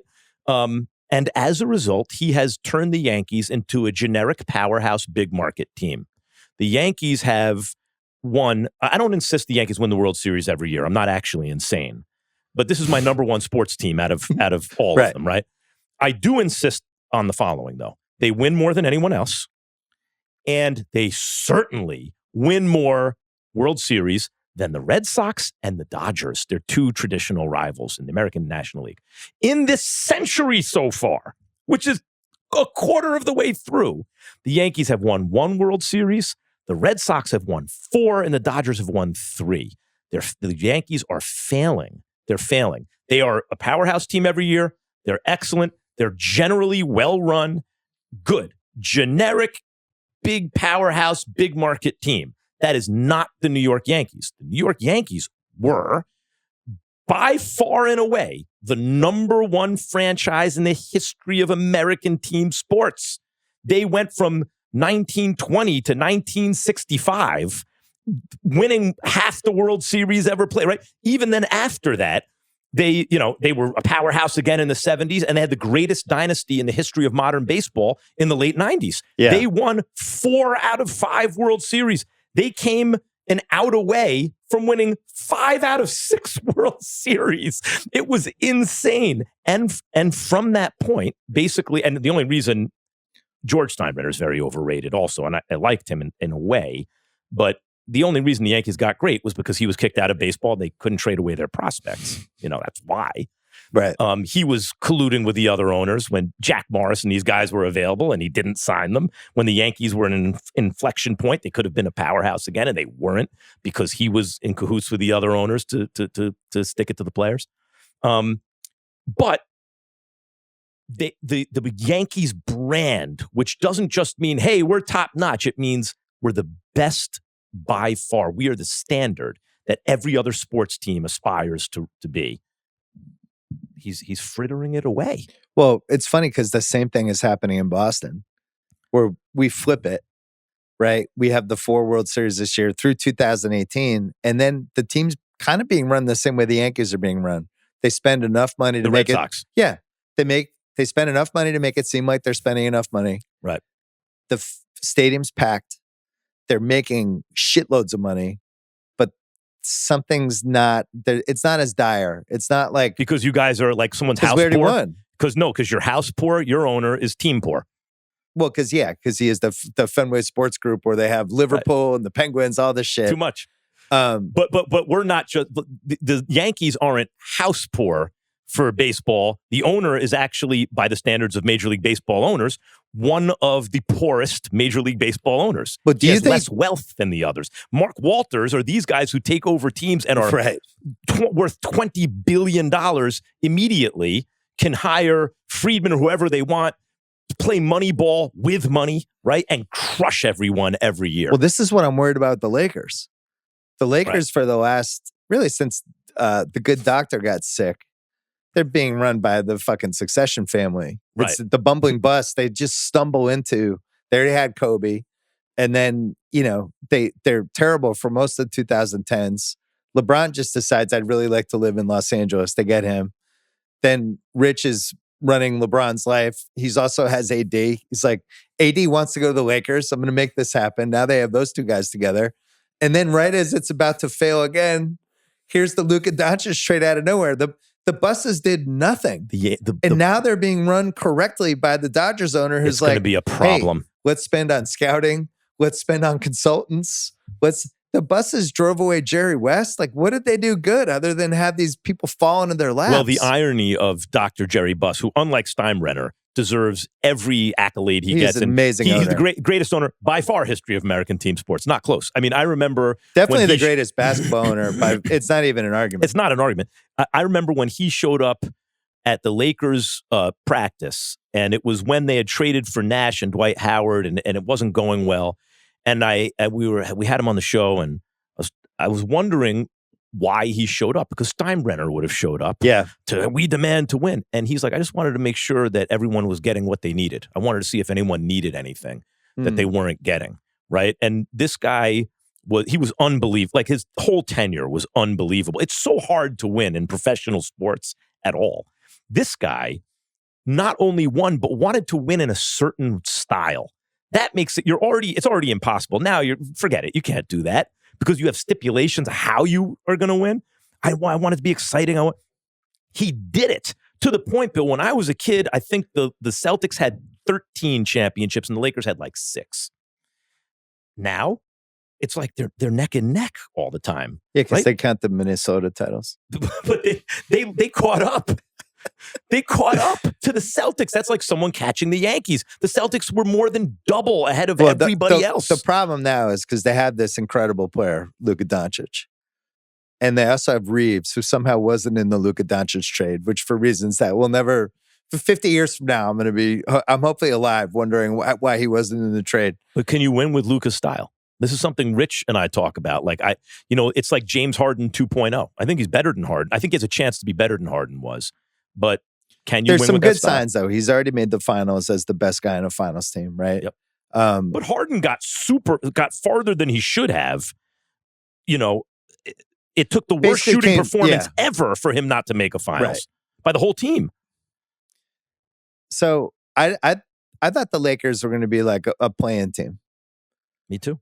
I didn't know. I thought maybe not even a play-in team. Reeves and Luka are averaging, I think, 63 points a game. Dude, JJ which Redick. is, I think that might be the record for 2 teammates. I don't know if 2 teammates have ever been over 60, much less. JJ Redick, man. Like that's my mind goes right to JJ Redick. The job he has done when LeBron wasn't there and sometimes Luka wasn't there. Right. Defensively, and like the team is playing, his attention to because think of what a head coach has to be. You have to be a leader. You have to get people on the same page. You need buy-in. Well, did you see that play last night when LeBron was talking to the Suns bench during a blowout? And they called the play and JJ got pissed and he called timeout. And that I love really that. bothered me, man. That LeBron, like, I understand why JJ was so pissed. Yeah, but I think they respect him. They have a pretty weird team, right? Nobody wanted DeAndre Ayton. The guy, I think 2 franchises were like, we'll pay this guy to go away, basically. He's been excellent. They have Reeves and Luka, who are just 2 defensive liabilities. Like, there's no other way to put it. And then this hodgepodge of role players, and they didn't have LeBron for and yet they were winning without 15 games. LeBron or Luka at times, and they were playing defense with a team that shouldn't be able to play defense. Little schedule luck, but not a ton. Well, recently. But I watched them, and I'm like, the team likes each other, and they're really well coached, and they have 2 awesome offensive options at the end of the games. And as long as Ayton is okay. His number 1 pick for a reason. Like, he was not like he was in the finals going it's not against like Giannis. He was a bad player. He did some things very well, and they're exploiting worst it. reputation. Yeah. But it reminded me of like one of those old where the Yankees would go grab somebody. It was like, oh, that guy has a shitty reputation. But back to the Yanks, I think the thing the Yanks and Red Sox have in common is, yeah, you're doing fine. You're making money. You're in the playoffs. There's this other level you could be at that the Dodgers have figured out, where the Dodgers are like, they're spending the craziest amount of money, but I think they also make money and they're winning World Series. They figured out the Far East. I feel like that's something the Yankees would have figured out 20 years ago. Like, and they tried. They signed a bunch of Asian players, right? But they would have figured out like, there's so much money over there. This could be a pipeline for us. And the Yankees took unheralded guys compared to some of the Japanese superstars like Tanaka, who was great under pressure. Like, it's a shame that guy never won a World Series because he was such a great pitcher. Matsui was a good one. And history will forget him, right, compared to some of these other guys. And that's a shame. No, you're right. The Yankees and the Red Sox are stuck in their generic powerhouse big market teams who are like, oh, shucks, the playoffs are a crapshoot. Meantime, the Dodgers find that blue chip guy, and they're like, we don't care what it costs. We're going to get that guy. Getting Mookie was brilliant. One of the greatest players of all time. Signing Freeman. That's right. They didn't really need to have to do it. And the Red Sox were allegedly in the mix, but not really. But they didn't need Freeman. But 10 they years said, ago, the Red Sox get Freeman. Yeah. Yeah. Yamamoto, same thing. Like, they didn't technically need Yamamoto, but they're like, fuck it. This guy's amazing. Let's get him. Freeman is a perfect example. Hall of Fame guy toward the end of his career, but it ain't over yet. He's still near enough his prime. And you want him in any playoff series, in any game. Incredible playoff performer, where the Yankees look at a guy like Goldschmidt, who was never as good as Freeman, but like maybe, and okay, we'll get him. Maybe he can have a bounce back year. Come on a short deal. Really? How about pushing your chips to the middle of the table for the surefire blue chipper? Well, my buddy Jacko, my college roommate, diehard Yankee fan who hates Hal Steinbrenner with the passion of seven sons. He thinks that Cashman and these guys would rather kind of strike oil with the Trent Grisham kind of signing versus actually like going to just get Yamamoto. It's almost like he feels better. It's more, this is Jacko's theory. Feels like it's more impressive to land these like unheralded gems. If you're looking for a GM, Cashman's a very good GM. He's not good enough to be the Yankees GM because, again, as a Yankees fan, I insist you must be the best. If you're not the best GM, you shouldn't be the Yankees GM. But he's fine. He's good. He does things like if you are looking for an athletic, highly drafted, like high draft position, disappointing outfielder who you can get on the cheap, Nick Swisher or Curtis Granderson or Grisham you just brought up, Cashman's your guy. Yeah. You'll be like, wow, he really picked up that good, useful outfielder who's actually, look at that, he has 35 home runs. Gave up very little to get him. Boy, that's great. God, you know what? Sometimes you pull the trigger on a Garrett Cole trade, even if you have to throw in one of your overrated prospects that you'd like to hold on to, right? Like, and he doesn't. You have to like whatever. So this is the Clippers got it wrong when they pushed all the chips in for Paul George and Kawhi Leonard, and the Yankees get it wrong when they never push all their chips in for. I mean, the real thing is you have to identify the right target. The Dodgers say Mookie Betts, Freddie Freeman. They're also really good at getting rid of guys at the perfect time, and some of those guys ended up on the Red Sox. Where it's like, oh, we got Bueller. Yeah. It's like, yeah, the Dodgers weren't that interested in keeping him. I wonder why. Well, because he's not. Oh, we traded for Dustin May. Oh, he's not good anymore either. That's the thing, getting back to Presti. Like, yeah, guys in the league don't like Presti. You know why? You lose. He's better than you. Yeah. You will lose the trade. I don't want anyone the Dodgers didn't want anymore. I don't want my team to ever deal with Sam Presti and the Thunder. You will lose that trade. Yeah, you want your team to get to that point where the other teams, that's where Belichick was forever. I think the Celtics with Danny Ainge got to that point where it was like amazing anyone was trading with Ainge. But that's where you want to be. And the Yankees and Red Sox are just not there. No. And both of them have good pieces, but I don't know. I don't know why the Dodgers wouldn't just keep winning titles, which brings us to the next thing you want to talk about. Because this all happened since you've been on the sidelines. Yeah. Ohtani versus Babe Ruth. Ohtani's an incredible player. We should mention, you care about baseball. That's your favorite sport. Yeah. No. That's not true. Baseball's not my favorite team sport. The Yankees are my favorite team. Fine. Basketball is my favorite team sport. But you're a big history nerd and you remember all the stats and you're one of those guys. So Ohtani's getting thrown around in the Babe Ruth conversation. For obvious reasons. Yeah. Left-handed hitter, great pitcher. What Ohtani is doing in this day and age is harder than what Babe Ruth did in his day and age.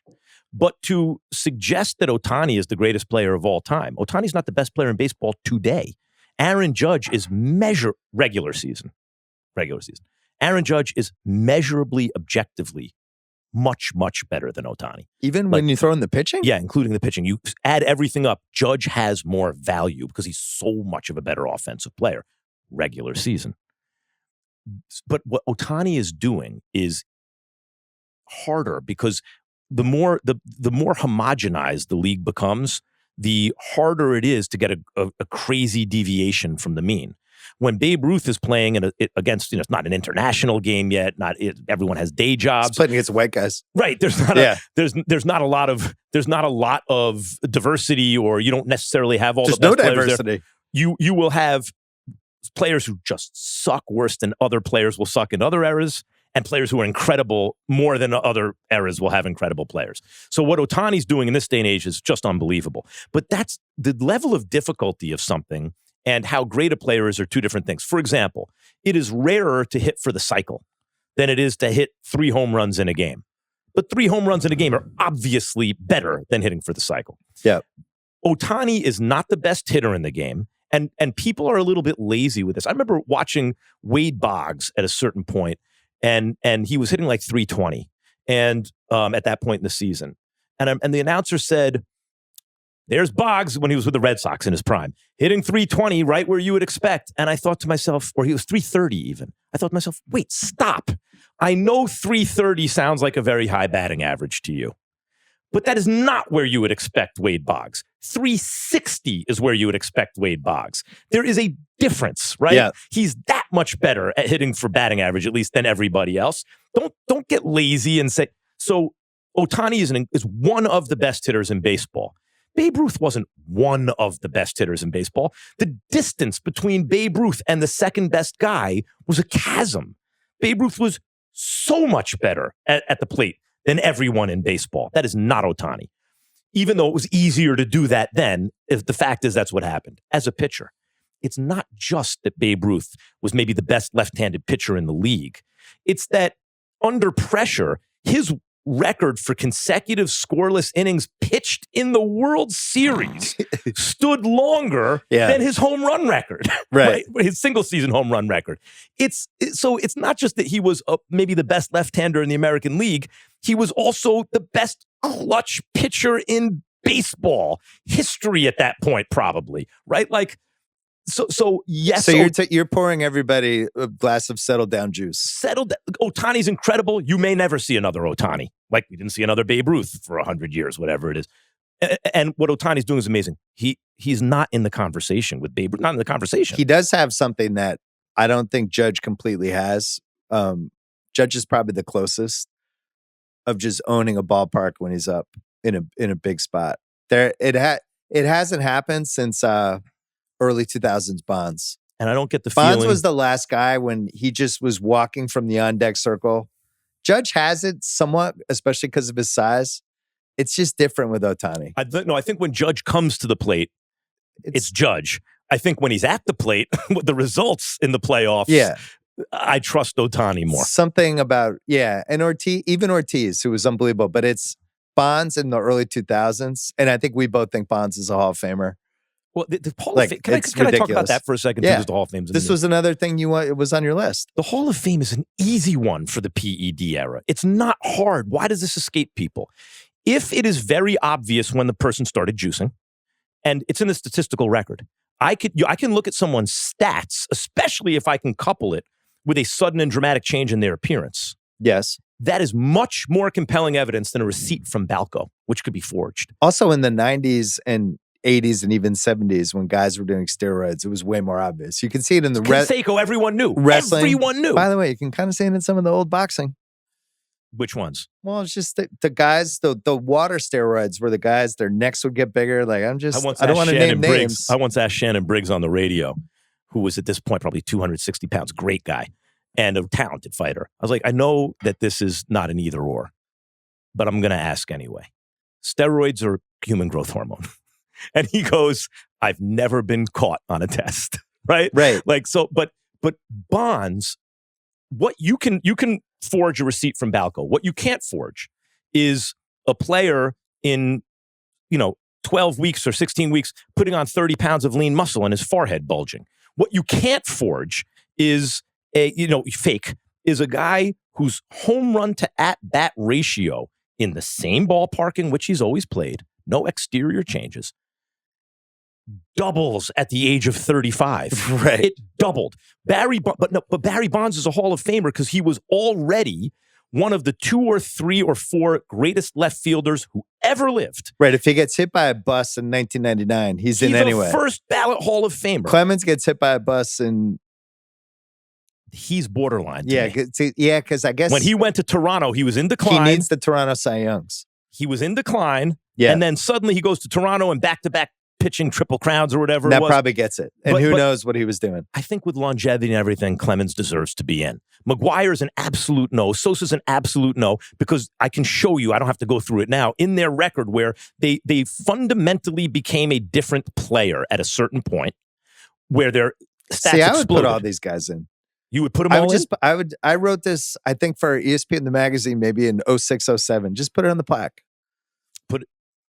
But it's a Hall of Fame. It's a museum. I'm supposed to bring my son, my grandson, whoever, and teach them about baseball. We're not going to have the most important cheating. guy.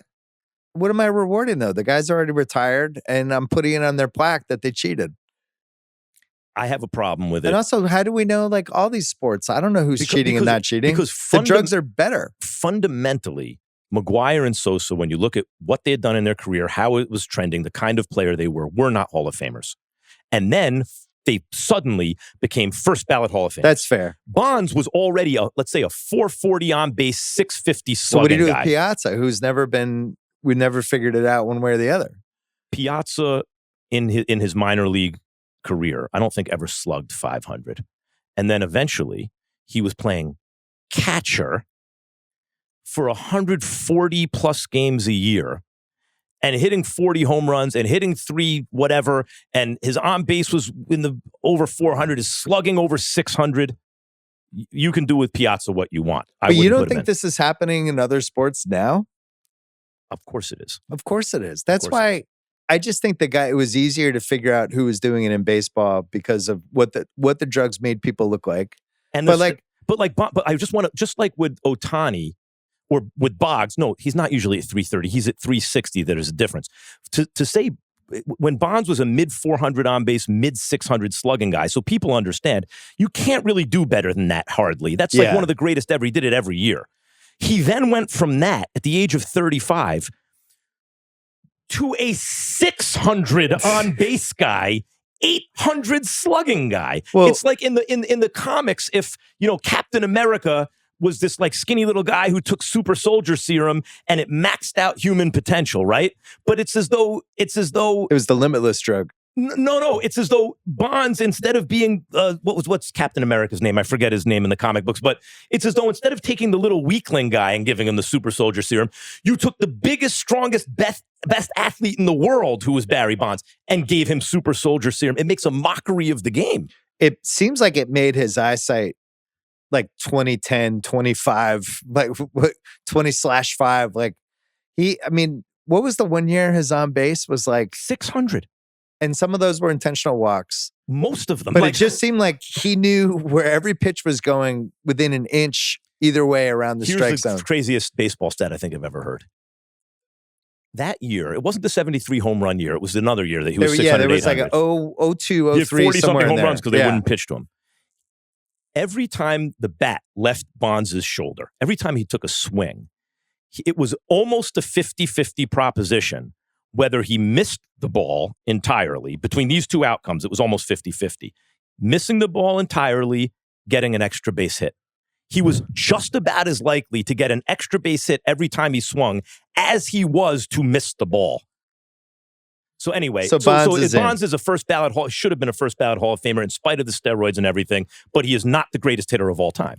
In other words, it's demonstrable that Ted Williams, Babe Ruth, now Aaron Judge, were better hitters than Bonds at Bonds' very best until he started changing. And then Bonds became the best, but I don't give him credit for that because it wasn't him. It was him plus. But he's still a Hall of Famer. Clemens, borderline because of longevity, he's in because he was a borderline Hall of Famer at the point where it was clear something was going on. McGuire and Sosa, no way. And so on, right? Like this stuff ain't that hard. Do you have any Mahomes when the GOAT stuff started for him? I think you were on the sidelines for that. And it was a little early. Well, I'd said it after the first preseason game. I saw him before he started, before he was going to be the starter that year, so his second season. I was on First Take and I said, I know it's one preseason game, but I will tell my grandkids that I saw Patrick Mahomes play. I tell you that right now. I'm going to tell my grandkids I saw him play. Mahomes has something that Brady never had, which is this. To say you're the Michael Jordan of a sport doesn't simply mean you're the greatest of all time. What it means is you put your eyeballs on that guy and you say, that looks different. I haven't seen anything quite like that yet. I haven't seen that. My eyes are telling me that's something new. Then you look down at the stats and you go, oh my God, it verifies what my eyeballs are seeing. 40 touchdowns, 4 picks, whatever. Right. Then you look at the how far his team is going and they're winning tons of championships. Yeah. That's how you become the Michael Jordan of a sport. Now, is Mahomes near Brady right now? No, of course not. Brady beat him head to head when Brady was old and Mahomes was young, even though Mahomes didn't have an offensive line, but still Brady never looked the way Mahomes did, as bad as Mahomes did in that. Well, he looked incredible in that Super Bowl in certain ways because he had to make spectacular plays, but his team got slaughtered. Because Mahomes has since then also not looked good in another Super Bowl, right? But Brady, when we remember him, we say, oh, this guy's got something. But he was kind of like Jeter, and Peyton was like A-Rod.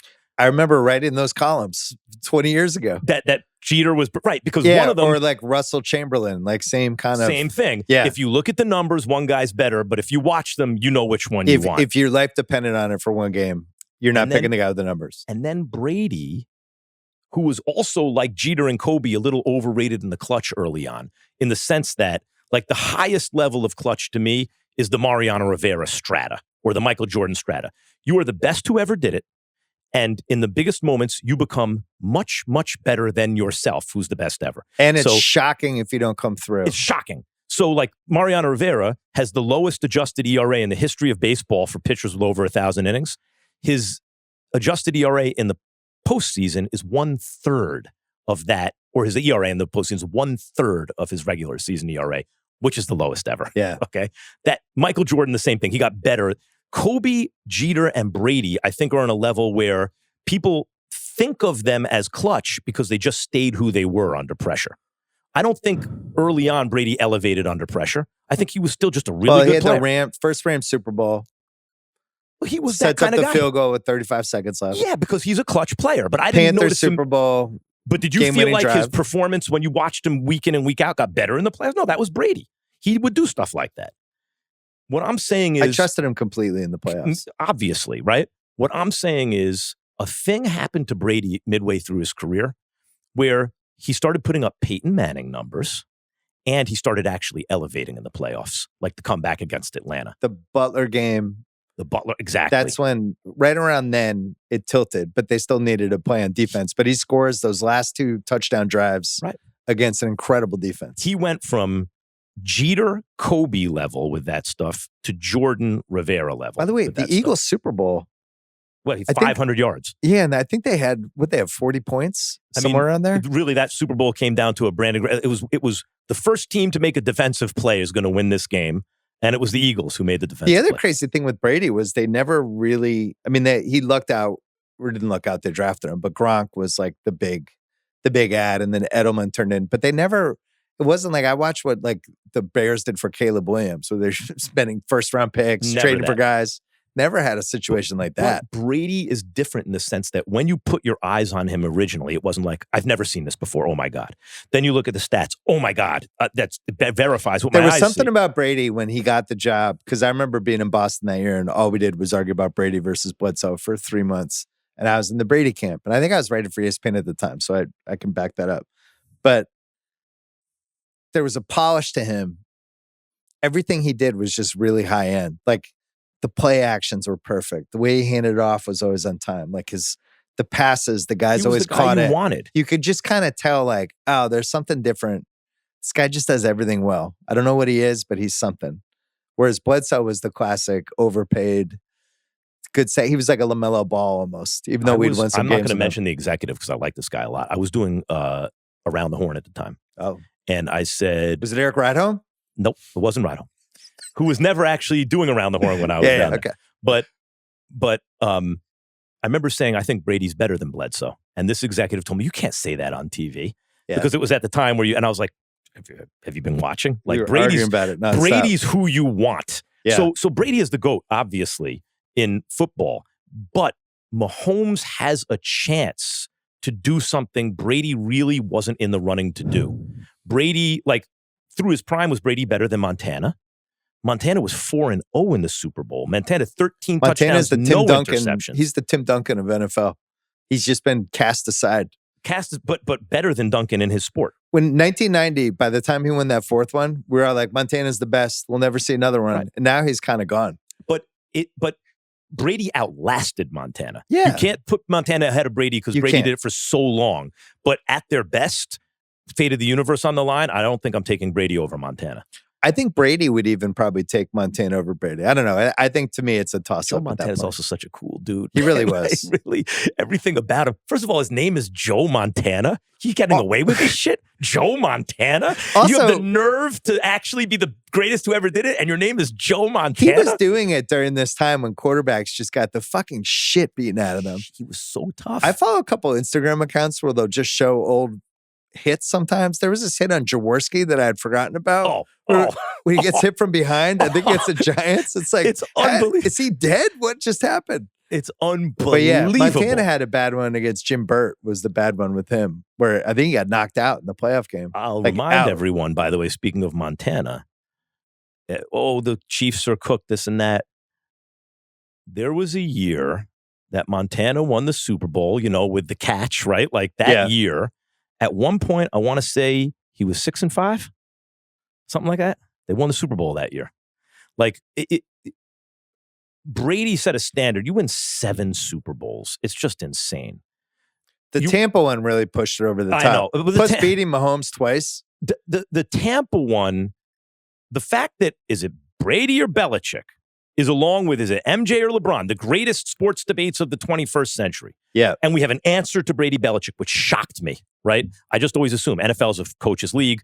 Belichick's good no matter who he's with. I don't think we have an answer. Dude, he went to the Bucs.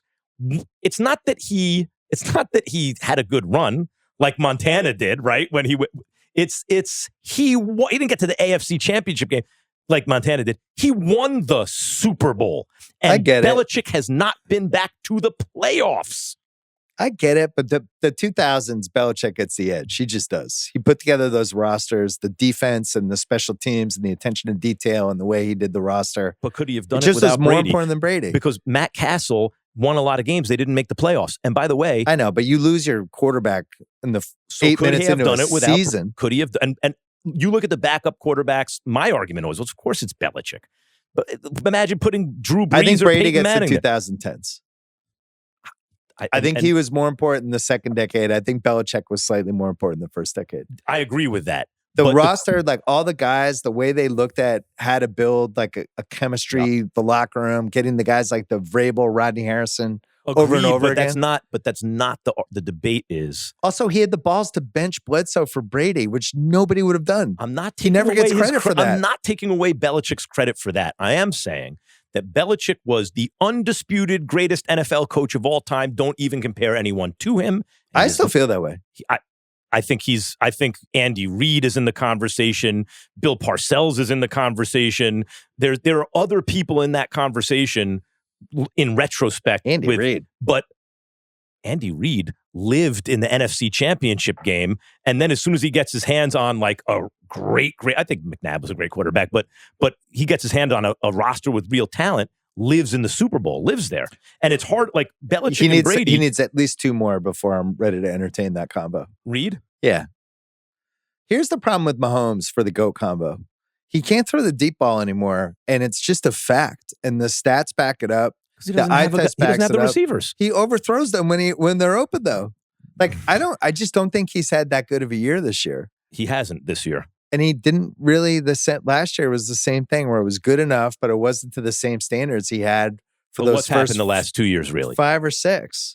He's his best target? No, his best target. I would take Rice and Worthy on the Patriots right now. They're better than the Patriots receivers. I mean, I saw him hit Rice with a dime in this last game that they lost. That maybe they don't lose if Rice the ball is in his hands, just drops the ball, right? Like you can't. Mahomes does not have the same threats on the field offensively, receiving threats that he used to. His favorite target is old and not as good anymore. I don't know if there's a Tyreek Hill made Mahomes case you could kind of float out there. Except that when he left, they still won a Super Bowl. I know, but it's just with the stats when you look at but you're talking about the deep ball. Yeah. Right? Like get him some real deep threats and let's see the deep ball. Worthy's pretty fast. All right, we'll take one more break and then wow, we've been going a long time. You have 20 more minutes in you? All right. Dude, we're talking about sports. How much time you got? Well, we said we were going to talk about you leaving ESPN and you weren't able to talk about a lot of stuff and a lot of other people were talking, including people you did shows with. How frustrating was it for you to sit on the sidelines, be talked about, but not be able to talk? That doesn't bother me at all. Okay. You're talking about me like I'm not sweating anybody like that. But I was very flattered that, because if you go off the air, you're not sure that the sports world would care, right? But people seem to care. I was like, oh, look at that. People are thinking about me. I was very flattered by it, to tell you the truth.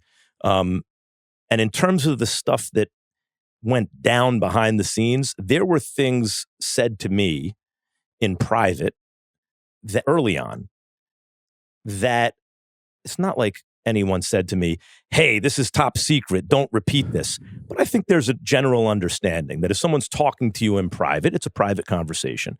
And I wouldn't repeat that unless they said it was okay to repeat what they told me. Yeah. So that's what I could tell you about, like the behind the scenes stuff on First Take, for example. But in terms like, I'm really not worried about that stuff, like.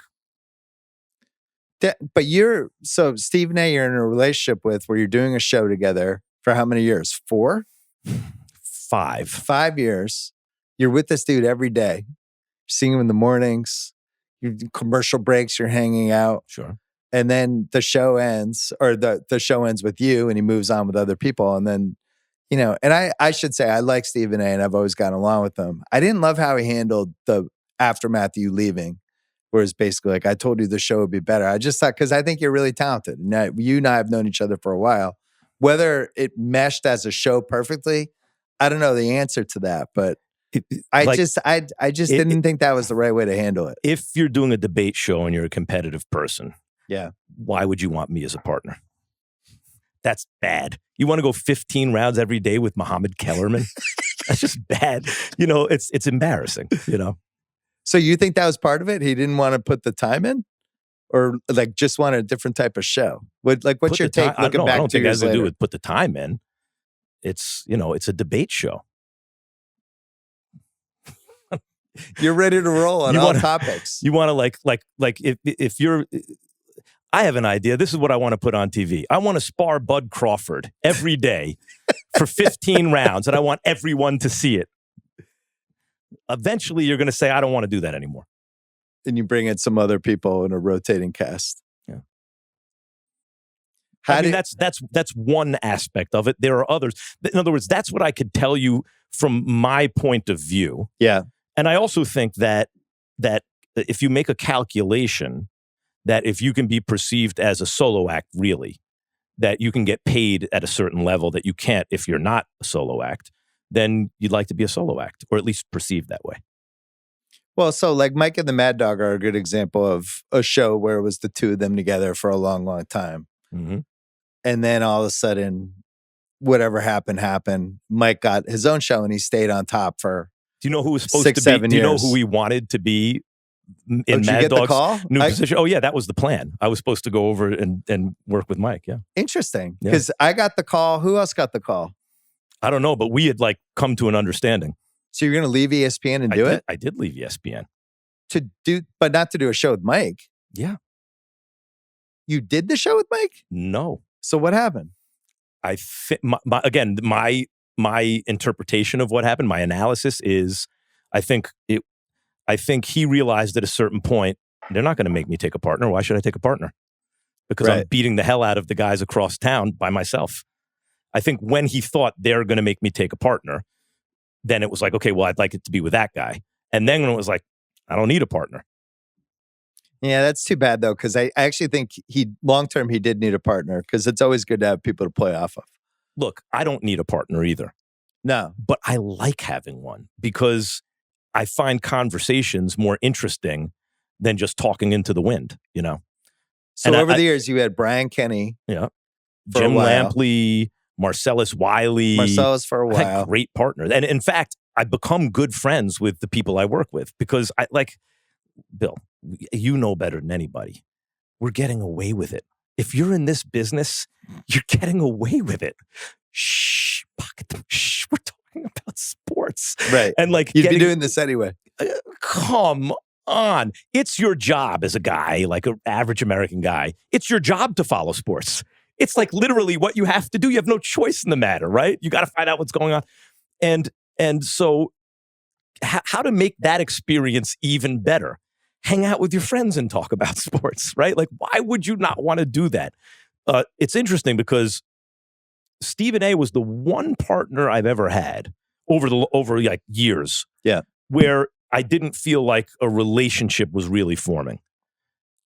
And I like to go to work and you could feel a little bit watching it. And it was hard to tell how much of it was theater and how much of it was like, oh, these guys just don't get along in the same way, or whatever you feel about who you're working with and what the situation is. To me, a cardinal sin is betraying that on the air. You should always be thinking about making the show entertaining. Right. And I do think it reached the point on that show where it was like, come on, dude, we get, the first priority is to make good TV. Well, good TV is like professional wrestling, right? Right. Both guys have moves. You guess so the other guys move. Of course. And I think we've all been in situations who've done this where you're with somebody or on a bigger show where people either selling your moves or they're not. Right. Exactly right. But he's a showman. Like he would, I never had to worry about when the little red light come on that it wouldn't be a show, but it would be like, you don't want to be undermined, you know?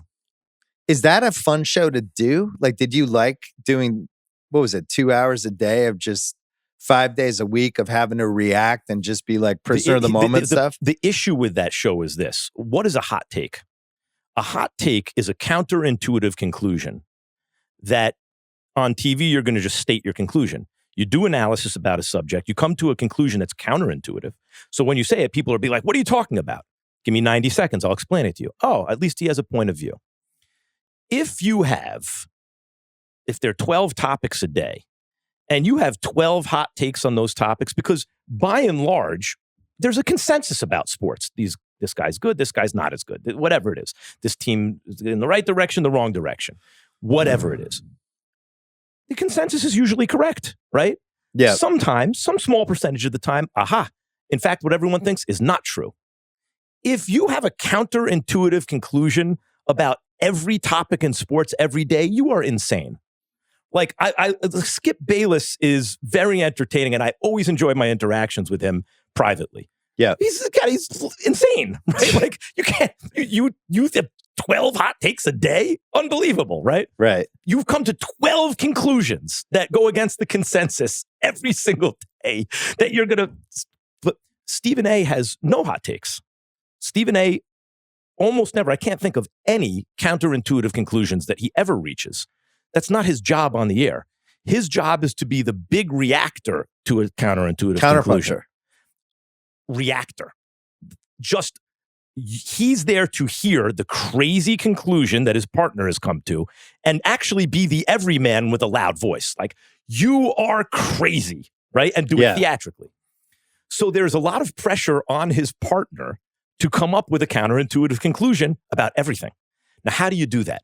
Well, you're just making it up. You're doing it for TV. No, what you do is you take a topic, and a good producer will start to drill down on the topic and say, okay, so you agree about this. So Mahomes is a great quarterback, but what does he do well and what does he not? And you keep going down until until you get a divergent opinion. Well, actually, I think he is good at this. No, I think he's good. No, actually, the most important player on that, we both think this is going to win. This team's going to win the championship. We both think this is why. Drill down. But no, actually, the key player is, other than the superstar, is this guy. No, it's that guy. Actually, Draymond Green is the second most important player on the Warriors, right? He's actually the pick and roll partner who does all the dirty work. Victor Wembanyama is the best player in the NBA right now. There you go. There's a counterintuitive conclusion. Yeah. But you keep digging until you get a divergent opinion, and there is your argument. But there was a lot of pressure on that show. Like Stephen A's opinion will not diverge into counterintuitive almost ever. So his big take will be, but he'll deliver it theatrically, is Steph Curry is the greatest shooter that God ever created. Who does not know this? Yeah. Everyone knows this. A counterintuitive take would be, actually, you know who the best shooter on the Warriors is? It's Klay Thompson. Because I'm making this up. I don't believe this. I thought it was Steph. But because when you say greatest, you have to talk about high leverage moments too. And I have more confidence in Klay hitting a high leverage moment 3 than I do Steph. Something like that, right? You have to. That will never happen. So there was pressure on that show for me to keep digging until you hear something you think is crazy. This is the perfect example of what you just said. Jalen Brunson is the best Knick of all time. There you go. Do you believe that? No. Okay, then you can't say that. It's arguable, though. But you have to keep digging until you find the thing that Bill Simmons thinks is actually true. But I'm saying true. On those shows, if I say that in a production meeting, they're like, that's amazing. They'll go nuts. But segment 2, let's do it. But you should not say the thing you don't believe. You know, you should stick with, and that's, so the difficulty with me on that show was it was a lot of work to keep digging until I said the thing that I believed that would also get a reaction. But on top of it, they're telling you Cowboys, Lakers, Knicks, Yankees, like it's all the big teams for good reason. over and over again. That's the red meat. You fish where the fish are. Like right now, the Cowboys having a little run. It's perfect because it's actually reasonable to talk about them. I remember when I was doing Countdown, they're trying to make us lead with the Lakers all the time because that's coming from Bristol. Of course. Lead with the Lakers again. It's like, well, can we lead with Memphis? They just traded Rudy Gay and the team's better. I would tell really you interesting first do not lead They're with like, Memphis. No, talk about Kobe, Kenny Meg, how high can they get? And then we'd have to do that segment again. Of course. And that's kind of the ESPN red meat philosophy. By the way, the first thing I said on First Take that drove everyone nuts was Tom Brady's going to fall off a cliff, right? I remember that. That made me angry. Yeah, and the part that I didn't like, and I apologized about it the next day, and they didn't like it on the show when I apologized, was I said he's going to be a bum in short order.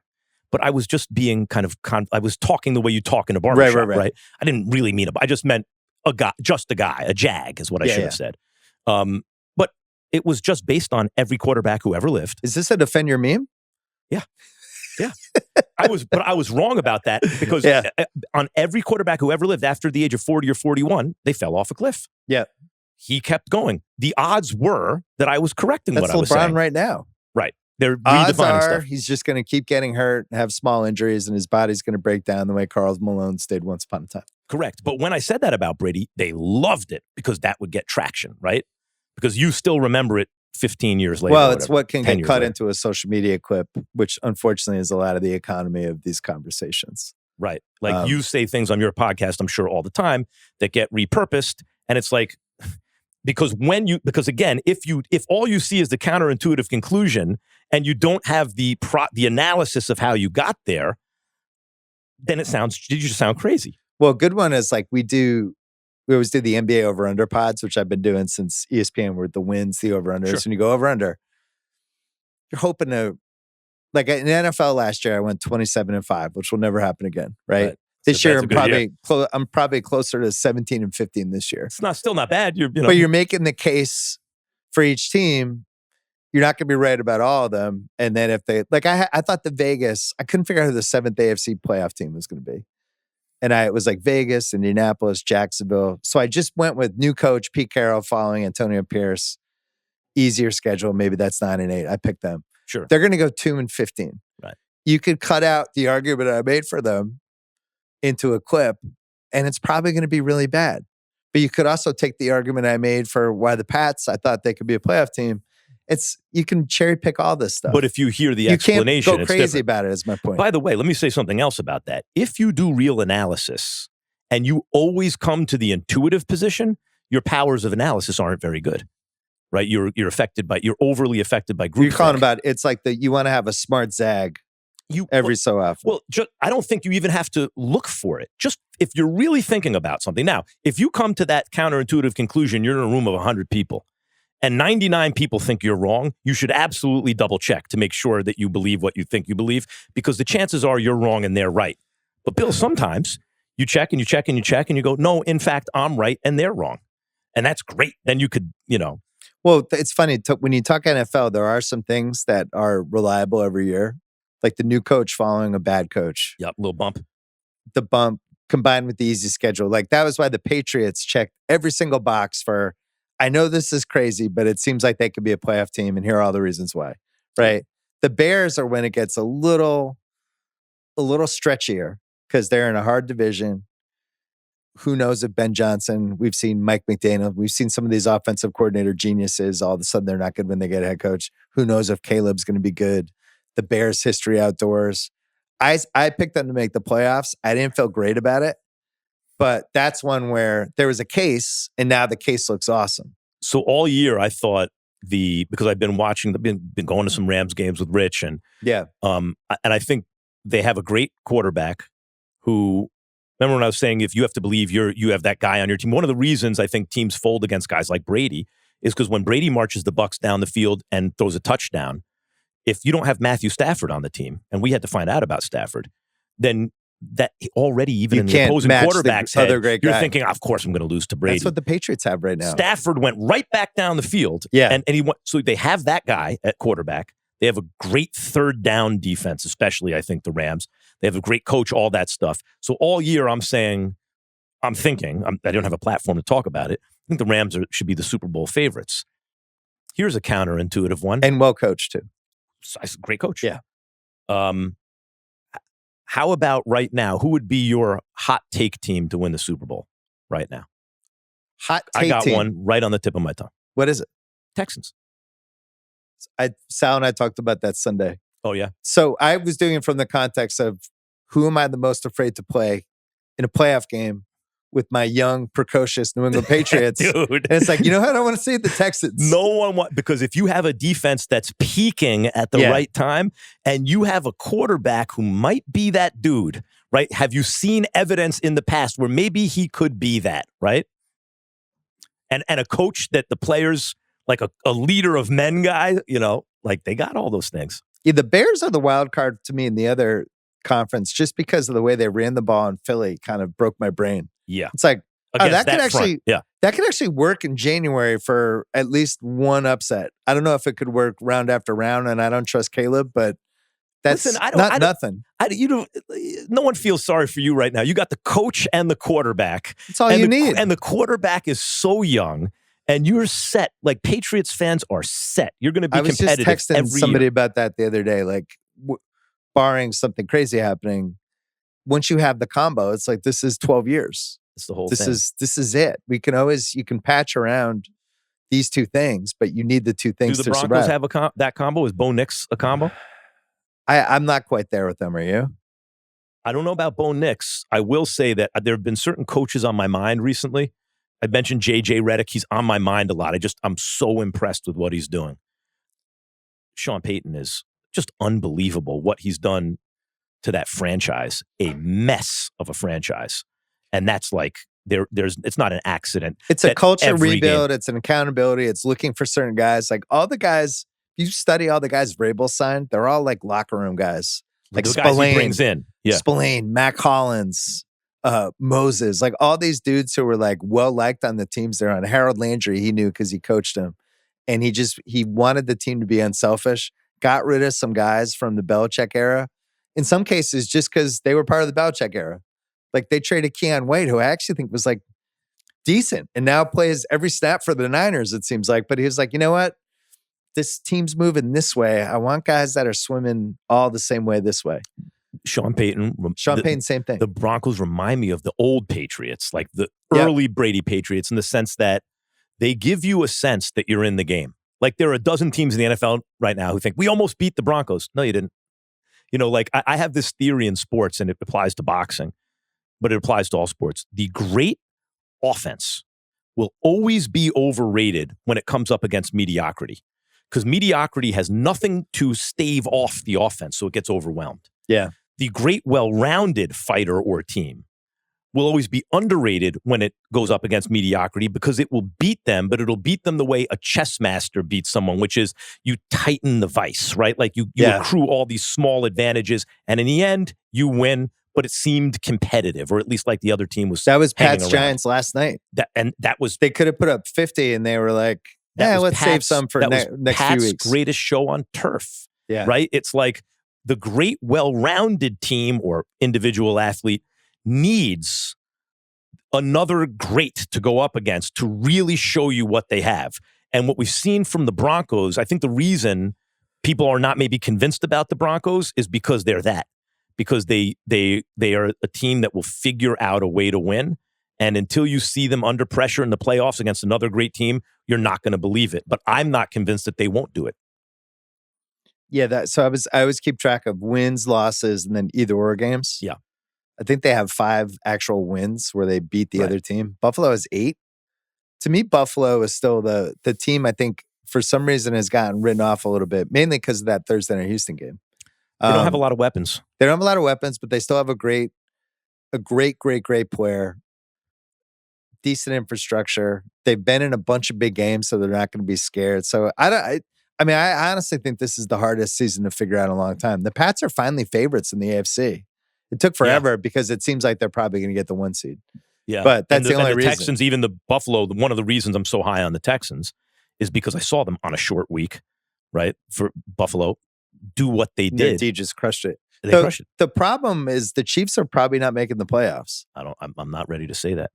They're 2 back from those wild card teams. I will believe it when they're dead and buried. I'll believe it. And they've lost to 3 of the teams that they could potentially be in a tie-in. So it's like pretty grim. There was a middleweight champion in the early 1900s named Stanley Ketchel, one of the biggest punchers of all time. He was shot dead when he was 24 years old. And I'm forgetting who gave the quote, famous newspaper guy, I think, at the time. I'm forgetting who it was, though. At his funeral, they said, start counting to 10. To see if he gets up? See if he gets up. That's how I feel about Patrick Mahomes. Start counting to 10. And when you get to 10 out, I'll believe he's out of it, and not until then. I'd be delighted to see them not make it. I don't want to see them in the playoffs either. Of course you don't. You have ulterior motives, though. Texans is my number one. I don't want to see you in a playoff game. What it comes down to at the core is you want Mahomes out of the conversation. And if because of the Brady thing? Of course. If they can, like what Mahomes and the Chiefs have done, by the way, in a tougher division, Brady and Belichick done will never be done again. But, I'm a results guy, Max. But like 2 years ago, I was ready to entertain the Mahomes and the GOAT conversation, but Brady never went like 9-8. To entertain it, but that doesn't say what you're rooting for. Brady never went 9-8. Because a much easier division, though. And all you have to do is win the division. You get a bye in the first round, right? Like, I'm not diminishing what they did. It'll never happen again. It's never going to happen again. Especially since they did it in an era of great parity, in fact. It just doesn't seem like that now. I don't think it can happen again. It'll never happen again. But the Chiefs, Patrick Mahomes' career, he's never not been to the AFC Championship game. I know. Dude. It's a good GOAT resume thingy. I mean, ridiculous. Can we talk boxing before we go quickly? Yeah. Just because I barely have anyone to talk boxing to other than Van and a couple other people. I love the fact that you're, to me, a good bellwether in terms of what the sports fan in America cares about. The fact that you know as much about boxing as you do always made me feel good as a boxing fan. Because it meant that, like, it's at some level, it's still important. Well, I mean, 70s and 80s, it was as important as anything. Yeah, Mannix always calls me Big Fight Bill. Yeah. Because I show up for the big ones. I might not be watching that DAZN fight Love mid-July. Mannix, by the way. Yeah, Mannix is my guy. Mid-July, maybe I'm not showing out for the flyweight championship and, Riyadh. Sure. But I watch all the big ones. Mm-hmm.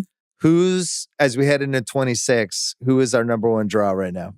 Who's the number one draw in boxing, or who's the best fighter in the world? Give me draw first, then best fighter in the world. Draw? Did Crawford might still be Canelo Alvarez. If you have the Mexican fan base in North America, you have a lot. Anthony Joshua in England will still bring him out for sure. I meant draw from like public being excited about a fight. Because I think Canelo had the American belt. Public? Yeah, just everybody. I mean, to me, did Crawford grab this with beating Canelo? Maybe. I think the hardcore fans certainly are interested in Bud Crawford. I mean, my answer is Crawford. The guy who I'm most interested in watching is Crawford because he is this generation's GOAT in this. People go, well, how could you be the greatest of all time in this generation? There are some guys that make a certain impression on contemporary audiences. Yeah. That you can't tell that audience anything. Their guy was the best, right? Crawford's one of those guys. He's like the boxing fans who watched Crawford in this era might pick him against anyone ever when all is said and done. Well, I remember, and you're obviously the hardest hardcore boxing guy, but I've always had boxing people in my life. And there was somebody I was friends with in the 90s who would get so mad if anyone thought Roy Jones wasn't the best fighter. Like there's certain guys that resonate with the hardcore people where they're like, they'll actually want to get in a fight. Yeah. If somebody's like, yeah, but what about? It's like, there's no what about. It's Roy Jones. Roy Jones at one point, Roy Jones. If I would have told you, remember what you were thinking when Mike Tyson knocked out Michael Spinks in 90 seconds? I'm sure you watched that fight, right? Oh my God. My mom hadn't even brought down all the pizza and wings she made for me and my friends yet. And the fight was over. So what no one was saying at the time, but everyone was thinking was, he might be the best fighter of all time, right? Like everyone would say Muhammad Ali, but it's almost out of respect. What people were feeling is that. And if I would have told you on that night, there's a junior middleweight amateur who's only a year younger than Mike, who will never come close to actually losing a fight, who will be the champion at middleweight, super middleweight, light heavyweight, jump up to heavyweight, beat a top 5 guy, and one day open as a 2-1 favorite to beat Mike Tyson. You would say that is not possible. Yeah. If what you're saying is true, you're describing the greatest fighter ever. That was Roy Jones. Yeah. At the moment he beat John Ruiz, had he never melted off 25 pounds of lean muscle to go back down to light heavy, where he was never the same again. Well, and then he got cold cocked, and that's why guys are never the same after they get cold cocked. But like he didn't melt off 25 pounds of fat. Yeah. He was all muscle. Yeah. He melted off 25 pounds of lean muscle and was visibly not the same guy. It wasn't just the Tarver knockout. Yeah. He fought a guy, Glenn Koff Johnson. He got abused every round and knocked out and abused it. Roy never lost a round. Even if you think, well, someone could have caught him, he was up 8 rounds to 1, right? Like, not that anyone did catch him. If he would have stayed at heavyweight and fought, let's say, Holyfield and Tyson, and at that point in their careers, let's say he beats those two guys and he would have beaten retires. Tyson.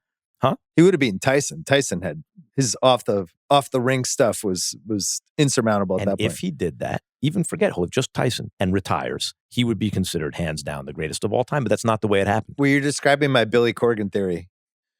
If Billy Corgan, they put out the Melancholy double album, and then he's just like abducted by an alien and is never seen again. We're talking about him reverentially as one of the 5 most important musicians we've had.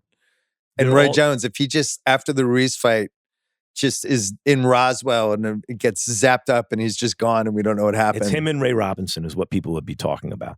But Crawford is like, there was Floyd Mayweather before Crawford. There'll be another guy after Crawford. Once upon a time, there was Ray Robinson. And everyone who lived through those eras will say, no, that guy.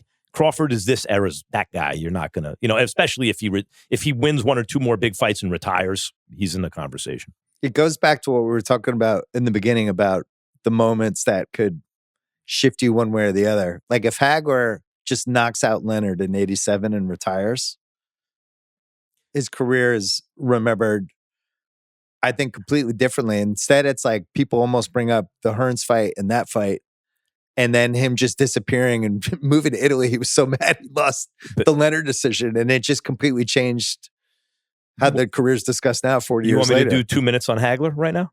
I mean, I could do 2 hours on him, but So Hagler is a hard-bitten, learning his craft by paying his dues guy, and Sugar Ray Leonard is the uber-talented wunderkind who wins the Olympic gold medal. the appointed Ali's successor By Howard Cosell. has 7-Up ads. He whole turns thing. pro. He makes $50,000 in his pro debut. Hagler's on the undercard. He makes whatever he makes, 1/20th of that, whatever it is. And nobody would fight him for 3-4 No one years. would fight Hagler. He had to go into the middleweight Lion's Den of Philadelphia. All the black middleweights who were being avoided, the Black Murderers Row, Benny Briscoe, Bobby Boogaloo Watts, and Eugene Cyclone Hart, and all these guys. And he lost to them. And then he rematched them and beat them. And then he rubber matched some of them and knocked them out. And when he emerged from that era, he was a killer, right? But they fought for their first world titles on the same card, Leonard and Hagler. He got robbed by Vito. Leonard got $1 million to beat a great Wilfred Benitez by 30 seconds left in the fight, stops him in a close, tough fight. Hagler beats Antifermo, gets a draw. Leonard gets the title. Hagler makes $40,000. Leonard makes $1 million. So this keeps going on. Finally, when he gets to fight Sugar Ray Leonard after Leonard made him thought Well, you he was left going to out fight that he him. beats Minter for the title, and it's Yes, basically yeah. a riot, and they're throwing bottles. I mean, he doesn't get celebrated. I'm just Yeah. editing But it details was so like I get nothing went right until the Hearns fight. nothing went right. And even Leonard has a press conference in the ring. Hagler shows up That was ringside tough. because Hagler thinks he's going to announce he's coming back because he had the detached retina, Leonard, so he retired. He's going to announce he's coming back to fight me. And instead, Leonard announces his retirement. Invites him. Invites him in rounds. I So- had Ray on my podcast when I was at ESPN, and I think I asked him about that. So it was kind of like fucked up psychological warfare. So He invites him to the thing, makes it seem like he's going to announce and a then rematch. tells He's him like, no payday. I'm sorry, it'll never happen. And Hagler's like, what? Why am I Sugar here? Ray Leonard had made $11 million for fighting Roberto Duran, $13 million for fighting Tommy Hearns. Back when the highest paid team athlete in sports was Dave Winfield, $2 million a year. Yeah. Leonard's making 5 and 6 times as much in a night. as Bird's this guy. making $700K. and on the Leonard's Celtics. making $13 million. So Hagler sees it, and finally Leonard, when he gives him the shot, right? Hagler's the champ, but Leonard's giving him the payday. He says, all right, I want a 12-round fight instead of a 15-round fight, and I want whatever it was, thumbless gloves or, because of the retina. But the main thing was the 12 instead of 15 rounds, because that was in an era where it could have been either one. And Hagler agreed to it because Leonard said, instead of us each taking 14 million, you take 15, I'll take 13.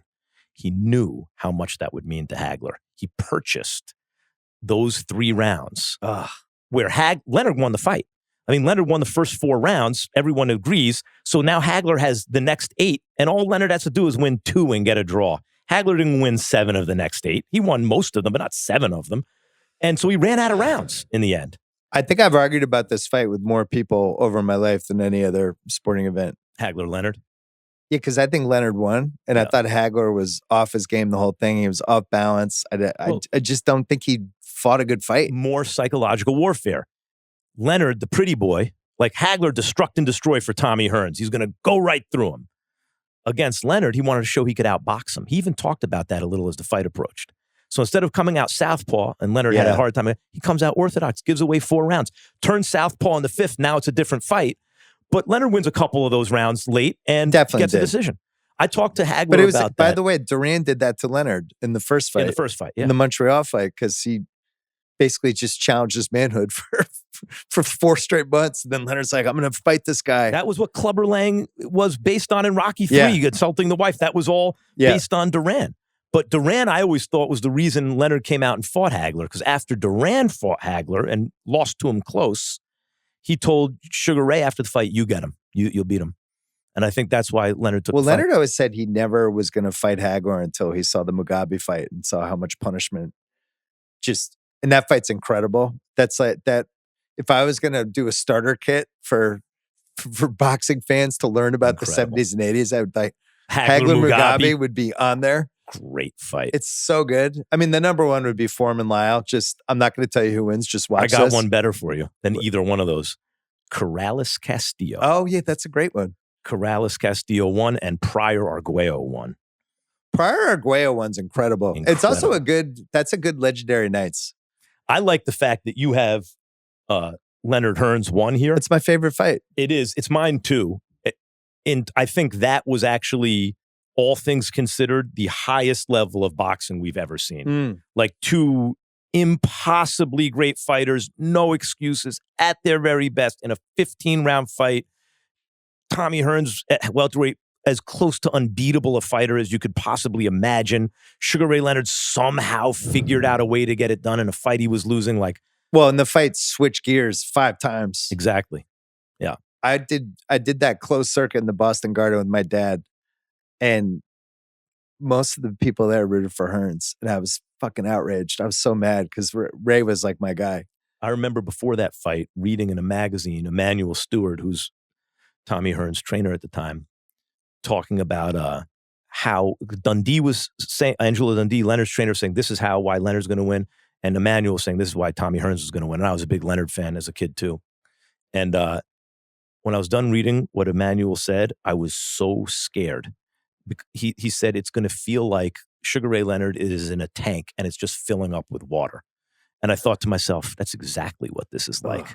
I still can't believe he won. It's unbelievable. I like Hearns. We were talking before we started taping. I was saying how Hearns was like I think I might have written this somewhere at some point, but he was the other team in the best sports movies. It's great. And he just you kind of needed. He was a freak. You were talking about Mahomes before, about I've never seen this before. Like, we've never seen Tommy before. The 6'1", 147 guy who hit like a fucking tractor. Who could outbox you because he had a 78-inch reach and could box and could jab. And as an amateur, wasn't a puncher. He was a boxer. Well, that was the frustrating thing about the Leonard fight. It felt like he figured that out over the second part of the fight. Like, I'll just box Ray. Leonard Ray's eyes hurt him in the body with that left hook in the 5th round. Then he finally, Leonard finally got him. But yeah, it's the roller coaster of that fight. I'm happy for that Tommy now, in retrospect. At the time, it was like, well, he lost to Leonard, then he lost to Hagler. He's not, but I think as time has passed, his position all time, like he's seen as, other than like Sugar Ray Robinson, Sugar Ray Leonard, he's the greatest welterweight ever, probably. You know what's a great fight that is a great fight for a different reason than people think it's a great fight is Tyson Douglas. It's actually like a great fight. Forget about you that mean it's the the action. biggest upset Yeah. of all time and all that stuff, and just how amazing that was How to well watch Douglas Tyson boxed, lose. the fact that Tyson Douglas is knocked him like- down. And Douglas on that night is about as much as you would want from a heavyweight. Like total package, right? Left.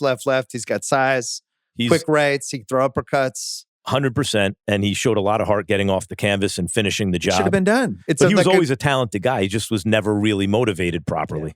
Well, we could talk boxing forever. So your podcast with Rich is starting next week. You tell me. Like it's starting next week. Great. We're starting it next week. It's happening. We're going to launch. Happening, yes. We're going to launch the feed later this week so people can subscribe. Mm-hmm.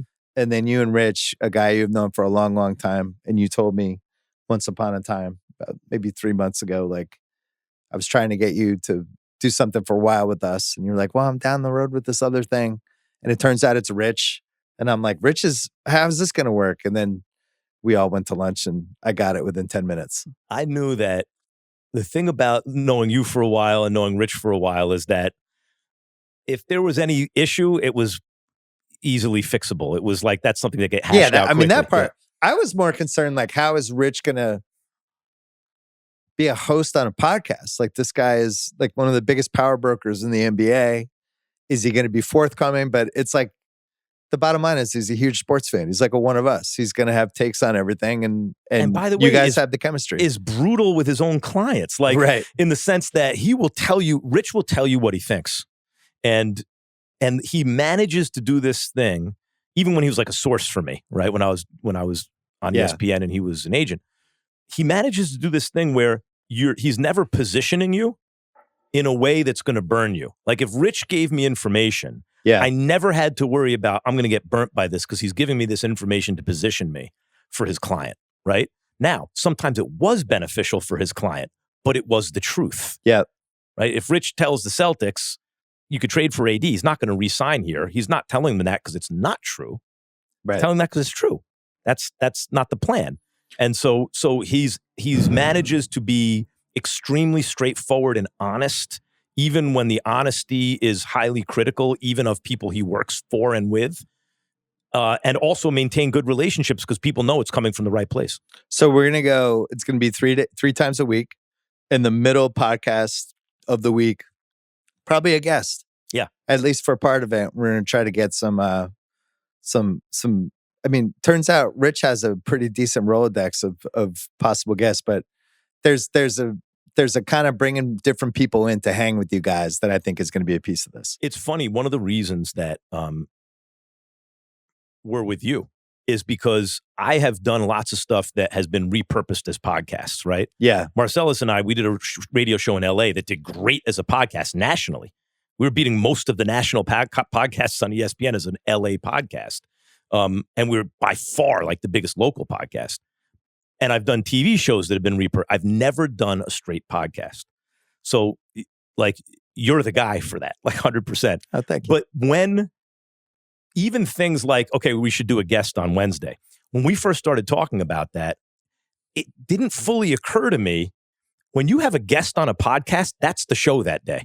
Well, it could be most of it. You can still do it's not like a segment. It's not like the guy's going to be on there for 5 minutes. Right. It's not PTI, a good 5 minutes. True. And even something like that, when you haven't been through it, I wasn't thinking that way. I was like, yeah, we could just do a guest on this day, on this day. No. Actually, when you have a guest come in and sit for your podcast, that's kind of the show that day. Well, it's gonna be a video pod, and it'll be part of the Netflix thing we're doing.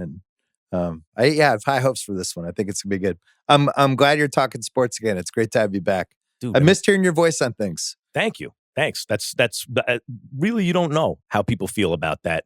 If you're gone, the world goes on, and it was nice to hear, like, around the industry and from sports fans that they were still thinking about me to the extent that they think about, anyone in, talking about this sports. The only person who's bummed out is Hal Steinbrenner. He's going to be taking some hits. I don't think I'm not as down on him as a lot of people. He's just not rich enough. Yeah. He's only worth like $2 billion. It's a good what if, right? Like if the guy who was supposed to run the Yankees doesn't end up falling apart with the Steinbrenner's daughter. Yeah. That guy, what was that guy's name? Whatever that guy's name was. Yeah. He was supposed to run the Yankees, and he actually would have been good at it. And then Hal didn't really want to run them, and kind of begrudgingly wasn't did it. working out. And Hank wasn't happening. But my suggestion would be sell the team. Or how about sell it sell 30% of it and bank some of the money so you don't have to be cheap anymore. Right. Although What's 30% relatively of the cheap. Yankees? I don't know. It's probably like 11 billion, 10 billion. 30% is 10 billion, you think? Oh, I'm saying so. See, I don't need Hal Steinbrenner to be worth 5 billion. I need the next owner of the Yankees worth 20 billion. Well, maybe you do like what the Lakers did, where you sell a piece and then 5 years later that person. Yes, something like that's that. what you do. Yeah. All right, Max, good to see you. I look too. forward to your pod. Thanks. All right, that's it for the podcast. Thanks so much to Max. Thanks to Gahao and Eduardo as well. Don't forget, new rewatchables, Rocky 2. It is up. Don't forget about the Jeff Buckley documentary we have as part of our Music Box series on HBO. That's going to be Thursday night. I'm going to be back with this podcast on Thursday, putting up late because I think this Lions-Cowboys game is a big one. So House and I might do our football side before or after that Lions-Cowboys game. And then we have a big guest. I'm keeping my fingers crossed, but it seems like John Cena is going to be on. So that's going to be Thursday's pod. I will see you then. Must be 21 plus and present in select states for Kansas in affiliation with Kansas Star Casino, or 18 plus and present in D.C., Kentucky, or Wyoming. Gambling problem? Call 1-800-GAMBLER or visit rg-help.com. Call 888-789-7777 or visit ccpg.org/chat in Connecticut or mdgamblinghelp.org in Maryland. Hope is here. Visit gamblinghelplinema.org or call 800-327-5050 for 24/7 support in Massachusetts, or call 877-8-HOPE-NY or text HOPE-NY in New York.